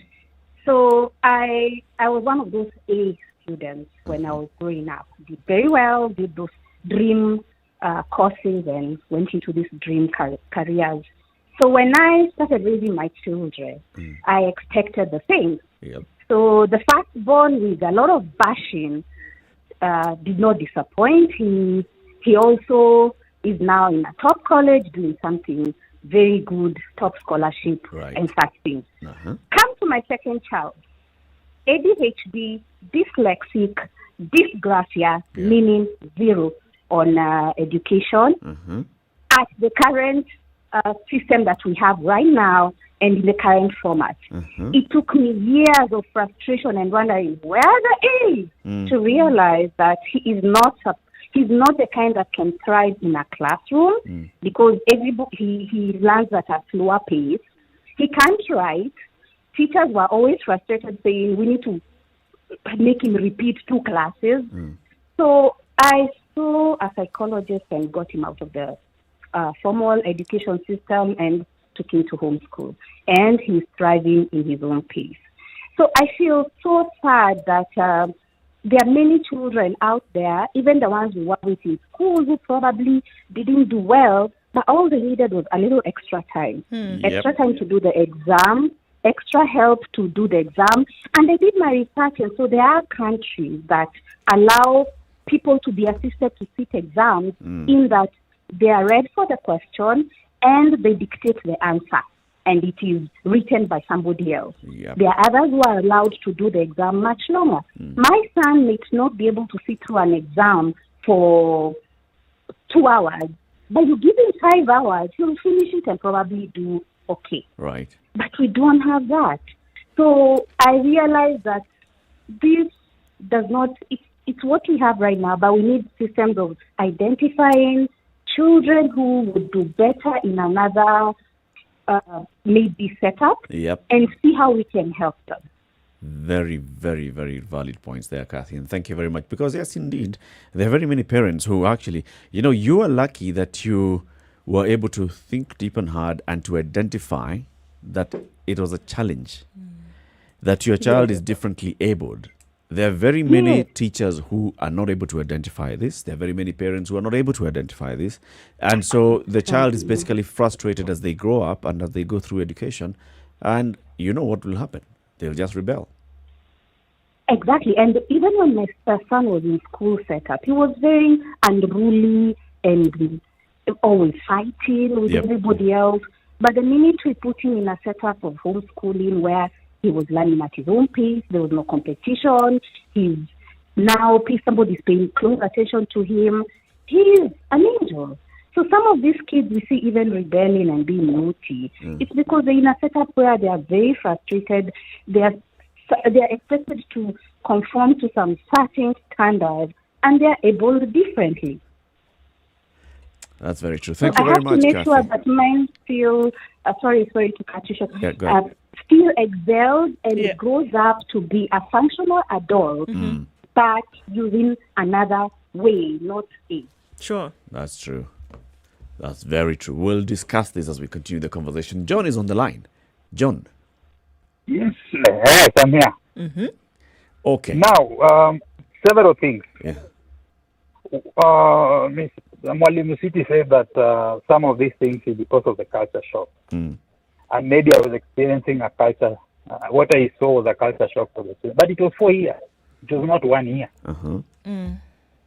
By the time my son was in Form 1, I saw this for the boys who were in Form 2, I saw this for the boys who were in Form 3, and I saw it for the boys who were in Form 4. Would you say that you are seeing this with all the boys who are coming from other regions of the country who have not scored as highly? Majority. In fact, in this school, there are 3 sets of students who come to this school. There are those ones who come because of their marks. Yep. There are those who come because of affirmative action. Yep. And then there are those who come because they who is who. Yep.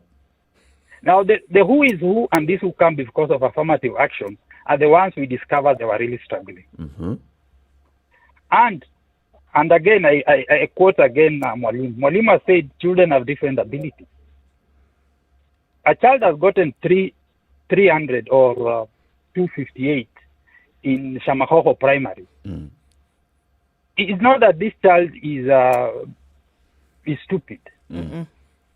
But his ability is different from a child who got 450 who have gone to Alliance High School.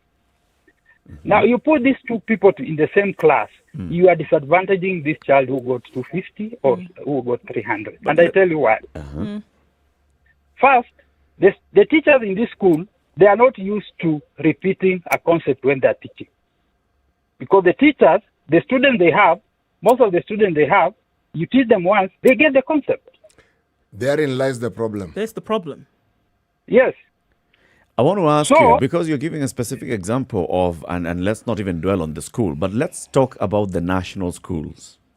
Yes. The case that you experience, for example, at Alliance is replicated in the other national schools. All right? If you went to any other of the national schools, Mangu and the rest, you'll find the same. Did you have a conversation, for example, with the head teacher and they tell you, this is a challenge that I've had for the last... One of the longest serving head teachers of Alliance High School now runs a private school. But have you ever heard from that head teacher saying, you know what, this affirmative action, this is what it does. It's bringing us learners who are completely unable to adapt and cope. And therefore, if you look at the end of the Form 4s, the students who came in with high marks from primary school are the same ones who are scoring the highest marks in Form 4, and the ones who came in with affirmative action are the ones who are dragging us down in the mean score. Have you heard that? Yes. In fact, I was in the PTA. So this is something that we did. We actually sat down, we looked at this, and we discovered that was... and you know, we discovered that in most cases, unfortunately, they used to call it the tail. The tail was most of these students who had the affirmative action. And there are some of these students who dropped out. Yep. And went back to their home. They went to county schools. They went to extra county schools. Yep. And do you know they did very well when they went there? Because they discovered, okay, example, you were in Alliance High School, a stream of 340 students. Yep. You do an exam, you are number 300. You know, you think you are stupid, even if you are not. You feel the challenge and the heat. That's true. Yes. But if you went to the same student, you take them to an extra county school, he might not be number 1, but he may be number 10. He will feel like he's able to do. Number 10 with how many marks? It doesn't matter the marks. Actually, it does matter. It does. No, I'll tell you why it doesn't matter. In that school, you might be number 10. You might be. In fact, you have brought a very good example. I'll give you an example. In Alliance High School, sorry, I'm using that example. It's all right. Just use the example. Most of these national schools, their A is higher than the A that you for you to get an A in a subject, you have to get 90. Yes. In the local exam. Yes. In the national exam, for you to get an A, you have to get lower than 90. Yes. So that's what they do. So they put their A so high so that when you go to the national exam, to get an A is attainable. It's easier. John, just hold your thoughts for a second. You are saying some of these students went to a school such as the one you mentioned, and then later went to some of these extra county schools, isn't it? Yes. Was it after 1 year? Was it after 2 years? Was it... Most of them were living in Form 2. Right. Now, let me ask you something. Do you not think that their performance in those schools had been influenced by what they experienced in the school that they had gone to? You see, when the bar is set high, that's the bar you rise to, because if that's what everyone is doing. Yes, and that's my point. Now, my point was, John, that when someone is pushed beyond what appears to be their capacities, have we really looked at their actual capacity, or have we looked at the capacity they came with? Because what they come with is based on the results or the marks, but it doesn't necessarily reflect on what they're actually able to do. Yes. And that's going exactly to school. my point, Yes. That's exactly my point. Because we are bringing these children to a level where that we are pushing them until they start feeling like they are not able. If you left the same child in a sub-county or an extra county school, this child would have performed better. I believe so. You know, this affirmative action you speak of also has to do with children who did well in the places they come from. But because of the disadvantages some of those areas have, they may not have been able to do as well as. Why I mentioned the other influences into of performance is precisely that. Believe me, if someone was in a day school all their lives and they go home every day, then you take them to boarding school. Believe me, it will affect them. Okay? Yes. Now, if, as I said, someone who was used to a certain culture, a certain background, then you bring them to something different. It may not appear so, but believe me, that will influence very many things that they also do. Yes. Now, affirmative action goes beyond just what I am saying. It seeks to actually afford everyone who may not have had the same advantages as others the same advantages. That's what affirmative action is all about. Meaning, that is the ideal. Yeah, thank you. It is the ideal, and it is a good ideal if you ask me. Because even this this two-third gender rule has some affirmative action based on it. Because if you don't have that affirmative action and you just let the status quo, women, for instance, in this country who actually have the ability would not have their chance to do what they do. So it provides opportunity. That's what it does. Opportunity. I agree, Mwalimu. That is one way of looking at it. I agree, Kapisa. That's one way of looking at it. And there are students, I'm not saying all, but I'm saying majority. There are students who came because of affirmative action and they did well. But you discovered majority was struggling. That's my point. Now, John, and it's very good that you say that you are also in the PTA. Yes. Speaking to the teachers there, especially the guidance and counseling teachers, did they have a one-on-one conversation with these students? Now, that's where now the rubber meets the road. Because first, when my child was in that school, the students before that, I think they used to take about 240 for the whole stream. That particular year, they took 345, so an extra 100 students. So because of the numbers alone, the teachers were not even able to cope with that. And that again, to me, disadvantaged these children even more. Because now the teachers had to deal with more students. Yeah. Because of that, dealing with more students, they don't even have time for those students who are weak, so to speak. But you see now here, the blame or the problem is not on the affirmative action. Exactly. It is because of the capacity of the school. It is the structure of the school. So it doesn't matter whether you brought in affirmative action. Even if you brought the same caliber of students, they would still get the same quality of attention, which is below par quality of attention from a teacher. But these students, the same students who got that marks that we think they are low, if you left the same student in an extra county school, not in a national... one that's crowded. Even if it is crowded, you left him there in an extra county school. Remember, these students, it made the way... John, let me ask you the question. Why do you think they do better in an extra county school? Because this student, you say he came from county C, yeah? Yes. Maybe in that county, he was the best student. But when you come to national, maybe he's number 300. So when he remains in that extra county school, he goes to that extra county school, he'll still be number 1. But you bring the same student in alliance, he'll be number 300. John, now that we're giving practical examples, I'm going to give you my personal experience. I went into one of those schools. Yes. And the students in some of those schools, some of the students would come from those far-flung areas. Okay, we're talking about the farthest of the far-flung, where it takes a child 3 days or a week to come to school. When you close school, it'll take this child a week or two to go home, and another week or two to prepare to come back, and then they start coming back. That's one issue. Second issue is the issue of school fees. You'll understand, obviously, that the national school fees is higher than the county school fees, or the district and the home school fees. Yes.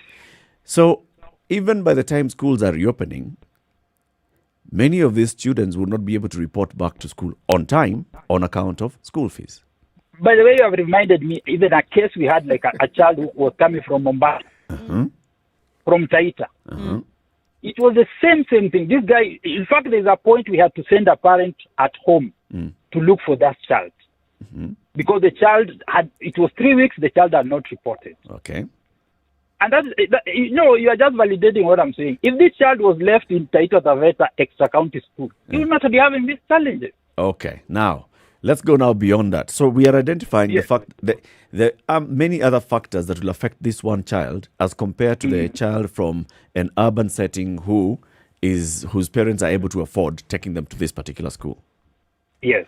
and the imbalance therein. And that's why now we come into the issues of, the old boys and the old students association supporting the school, the local, the county, the CDF paying bursary and supporting such schools, such students, right?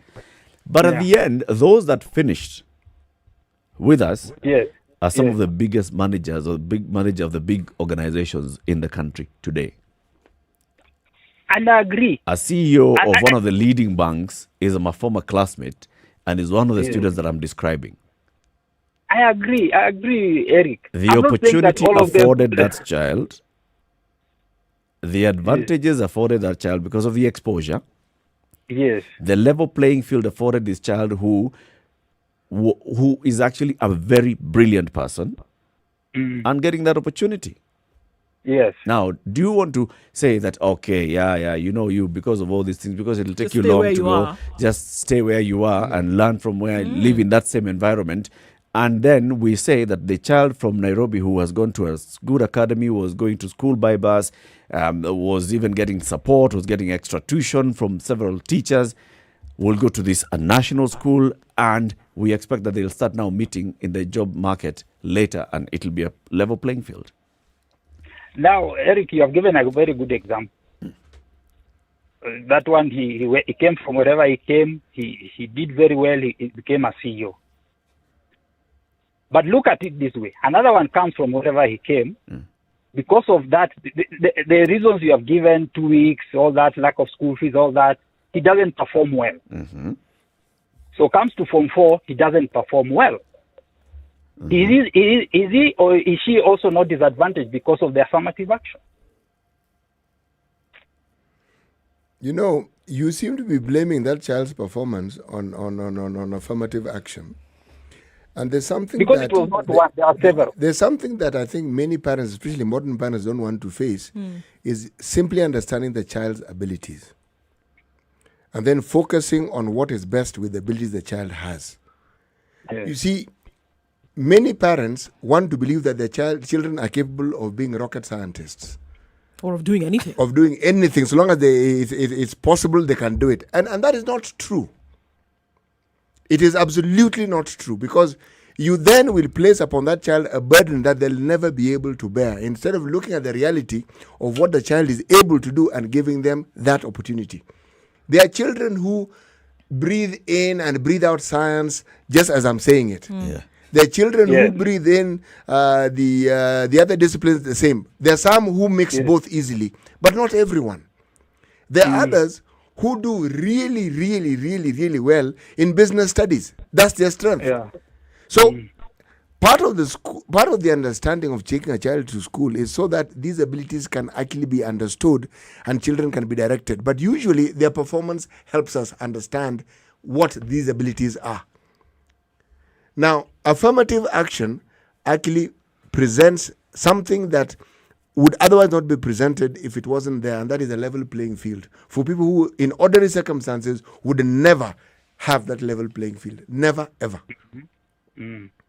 It's not even level in some cases, John.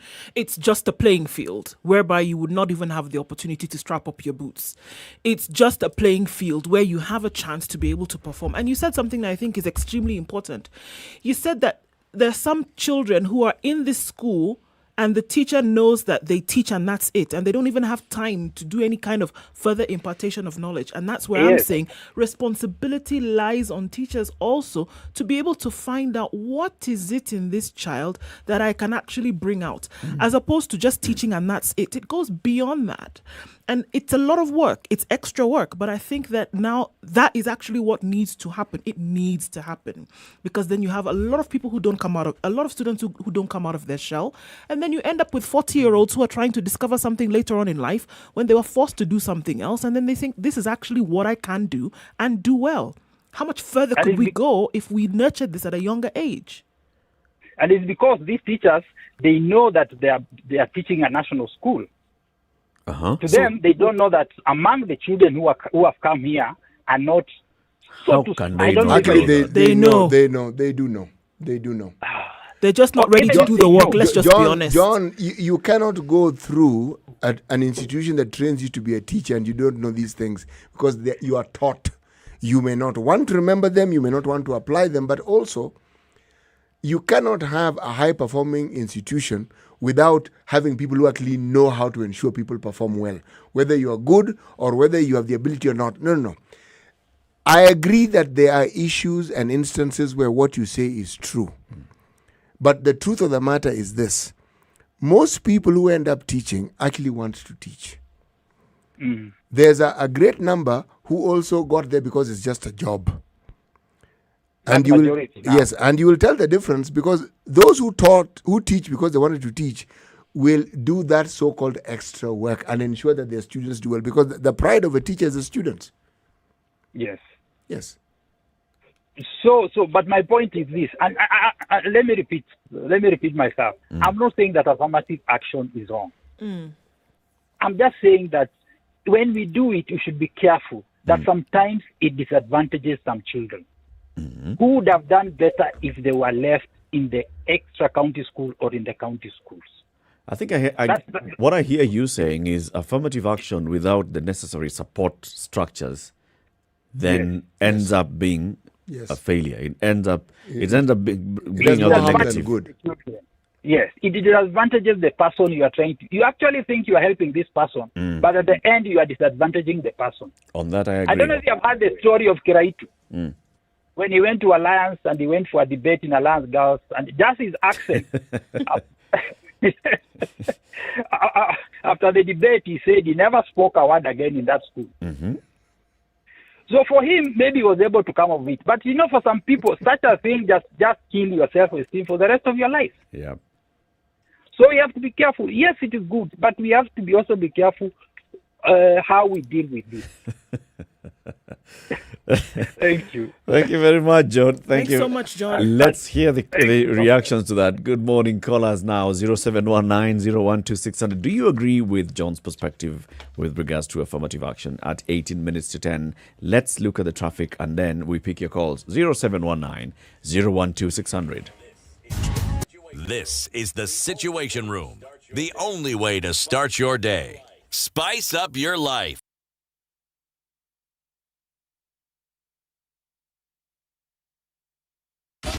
24/7 around the world, non-stop. This is Spice FM. Hello. Halo, umesikia? Nimesikia nini? Hujasikia habari? Hebu acha nikuambie. Kile kimetokea. Hello? Hello? Hello? Don't wait for hearsay. Dial star 550 star 1 hash to read the standard e-paper from the convenience of your mobile phone for only 20 shillings from your telecom line, and stay up to date for a reliable source with over 100 years of experience with no additional data charges. Classic soul, R&B, smooth jazz, neo soul, and nostalgic ballads. A lot better along that Donholm route. Folks using Mayanja, so it shouldn't be too terrible. Let's see what's happening on Mombasa Road. Much better now as well, past that General Motors area. So looking a lot better right now. Okay, so going out into the city, we'll see that on Mombasa Road is going to be holed up for some time. But then the traffic situation looking much better around the city. Keep an eye on things today and hope that it moves smoother as we go along. SpiceFM KE on Twitter is how you can get in touch through the day, or text on 40127.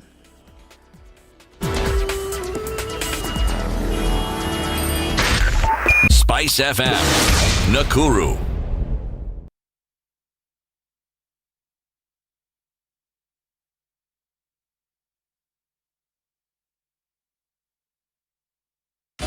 "24/7 around the world, non-stop. This is Spice FM. You better be ready. Every Friday at 7:30 p.m. only on KTN Home. It's the Shining Stars TV show moment. Get ready to be inspired. Get ready to be part of an exciting journey of discovery and learning with talented children.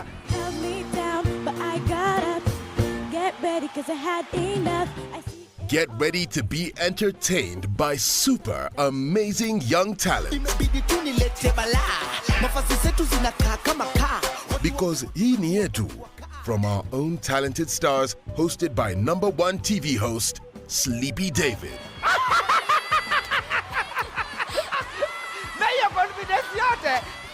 Shining Stars TV show, every Friday, 7:30 p.m. only on KTN Home.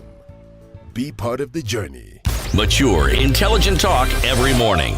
Spice up yourself. Okay, so many callers, not so much time, but let's go through them. Jackie in Nairobi, good morning.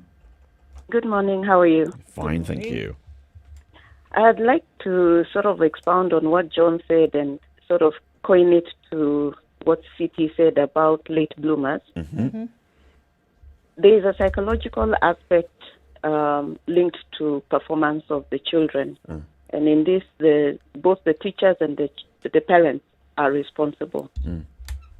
So for me, I think that the parents who look at the psychological aspect of a child and boost their self-esteem have a role to play in a child's future performance.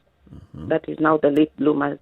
Because what happens with the education system, they classify, they sort of group the children into different classes, whether A, B, and C, depending on performance. And what this does to a child is, if you're put in a class like the C stream, even if you're good in your academics, the fact that you've been put in the lesser performing stream, psychologically it can affect you to just give up and not perform at all. So later in life, maybe you find yourself, you're self-aware, you know your strength. So now that is when you get these late bloomers who are now aware of their strength and sort of negate what was done to them earlier in school. So I think our school, our system contributes to low self-esteem in children. Which is what John was saying. If you put a child in like an upcountry school, and they are number 3, it's not so much about the marks. The marks. It's about their self-esteem and their belief in themselves. So sometimes I think our education system, contributes to some of this low performance, not because the child is not able, but because psychologically they have been boxed into a non-performer class. And it's the same with the schools. If you put a child in the high performing school, they'll feel like they are among winners. Yeah. But if you put them in a nondescript school, sorry to say, they'll feel that that's where they belong. That's their capability. That's very good. Thank you very much, Jackie. Exactly. Asante. Asante. Let's hear from Steve in Kisumu. We have another Steve in Kiambu, but let's start with the Kisumu one. Steve, good morning. Hello. Hello. I also want to concur fully with John. Yeah, one thing I want to load city knowledge in education is good. So I wanted to say this. The idea of affirmative action is okay. And what John was saying is something that I've experienced as a teacher. I want to give you a classic example. Because of affirmative action, we enrolled a Form 1 with 131 marks. And throughout the term, learning was not possible, and these students could not even write the name. So at the end of the term, our principal teachers and called the student and asked the student to read the word characteristic. Could not read and shed tears. So in the same way, if you have a student, because of affirmative action, learns in alliance, Mwalimu. This student, just a minute. If this student got probably 250 marks because of challenges, the student will cope. But if the student got 250 because that is the optimal performance, there is that psychological effect. This student will not fit in that class. Yeah, and because of that, very few have that psychological or mental strength. Like the example that John gave of Kiraitu Murungi, to overcome that shock of being in a class that is not yours. Yes. Mwalimu, let me ask you this question. Huh? As a teacher, surely, can you not tell when a student has a learning disability? We will identify them, but we have a problem now. Yes. One, as you see it as a staff, we have timelines with the syllabus coverage. So as you teach, in most cases, you customize your teaching with the average speed of the class. Yes, you do. But this person I'm talking about is an extreme end. Yes. Okay, so that's an outlier. It's the odd one out. Yeah, it's the odd one out. So this way you bring in the parents and explain that maybe the child is dyslexic. And do a joint assessment of what's going on, and then also a joint process of how to work this together. So you work together to figure out what to do. But unfortunately, the situation that we see in most of these cases, that individual is ignored. And whatever they then score later, or however then they now learn in class, is now deemed as a failure. And this is what we are saying, that you can see if there's something that is going on with this child that is not quote unquote normal, and there is something that you can do, but in most cases it's not done. There's something that can be done. I'm getting your point. One, we should be able to identify them and give them probably the more needed attention than the treatment. others, right? Yeah, but that time is not there. One, most of the schools are understaffed. Yes. And then there's also something that I wanted to point out. John also mentioned something, that these students, when they move from those big schools to a slightly lower tier school, they do well. I want to give you an example. I teach in a sub-county school. We had a situation where we had some top students who did well in Form 1 and 2, and the parents thought that they could do better and took them to bigger schools. Do you know that they did not make it? And those with whom they were doing well here made it, and they had to come back to the same school to repeat. But Mwalimu, surely there are very many reasons why students don't do well. I mean, someone can come to a school and they're completely bamboozled by what they see. They acquire friends. It isn't. I wish it was. I could say it's simple, but we all know that it isn't simple. It's not cut and paste. Yes. But Steve, we hear you. I'd like, if you don't mind, let me go to the other callers because we only have about 5 minutes to the end of the show. Let's hear from the other Steve. The other Steve is in Kiambu. Good morning. Morning, Eric, and the team there. How are you guys? Fine, thank you. Interesting conversation. You know, when I was in school, I'm just about 40 now. We used to have a joke, and the joke was that a C in Bandera is the equivalent of an A in Nakuru. And that was because there was an assumption that if you can get a C in a hard area, then ideally, if you're put in a situation where you now have facilities, you have access to instructors, you have access to other resources, learning resources, then you'll perform at par. And I think in some cases that turned out to be true. And I think that could be part of the basis why we needed affirmative action, so that we don't require an A in Mandera the same way we require an A in Nairobi, for instance. But I think there should be a nuanced understanding of affirmative action. I think nobody is saying the system is perfect. I recall an interview I watched among scholars in the US some years back, and they were discussing a situation where for something similar to affirmative action we have in learning, you'd have students from the deeper states in the U.S. being given an opportunity to attend Ivy League institutions. So this is a kid who would ordinarily have gone to a community college, but they are now taken to, say, Columbia or the Fletcher School or Harvard. And you go there, the kid finds some of the smartest people in the world. I don't know if it would be appropriate for me to use an IT term, students with the higher processing speed. so that even the reading list alone, forget about the learning phase and anything else. A professor would just recommend a reading list for the weekend. And you have 3 or 4 books to cover, and there'll be a discussion next week. And you find that there are students who could cope with the reading list alone. So they later on came to see that if perhaps these students would have been left to go to, say, the University of North Dakota, where perhaps instructors have a different pedagogical approach, different from what is in the Ivy League because of the competitiveness and whatnot, then perhaps the kids would have done better. I would not say, I will not go very deep into that because I'm not an expert. It's just something I've been reading, and it's a topic I find fascinating because of my own challenges with the current education system. But let me say this. For the kids who end up in these top schools and can at least make up an average grade, the biggest benefit they can get from being in some of these top schools, in my view, is the networks they establish there.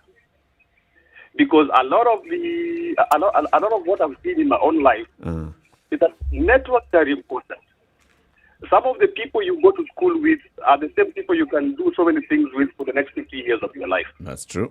In terms of accessing opportunities, in terms of partnering for different things. Yeah. So that even for me, if it is possible for me to take my child to a top Ivy League institution, one of my instructions to him would be, do well academically if you can, and I would be happy if you do. But most importantly, but for the most part, go there and meet people. Because that is what is going to be the deciding factor in a lot of the things you do in your life. Thank you, Steve. Thank you very much for your call. Amani, good morning. Good morning, Eric, Du, and CP. Good morning. Good morning.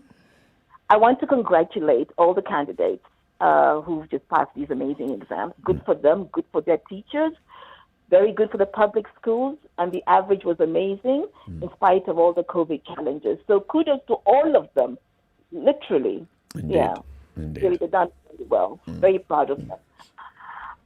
Now, in terms of affirmative action, I'm totally supportive of it. I think it's necessary, simply because opportunities are not equal everywhere, and therefore people need to be given the chance to be able to do better in proper environments.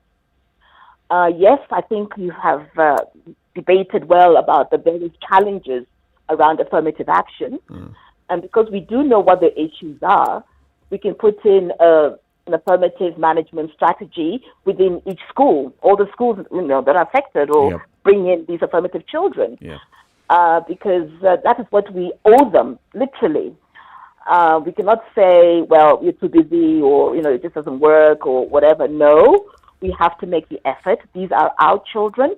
We cannot just throw them out, dismiss them. We have to work with them and get them up to speed as needed, because they've obviously shown talent and gifting and skill.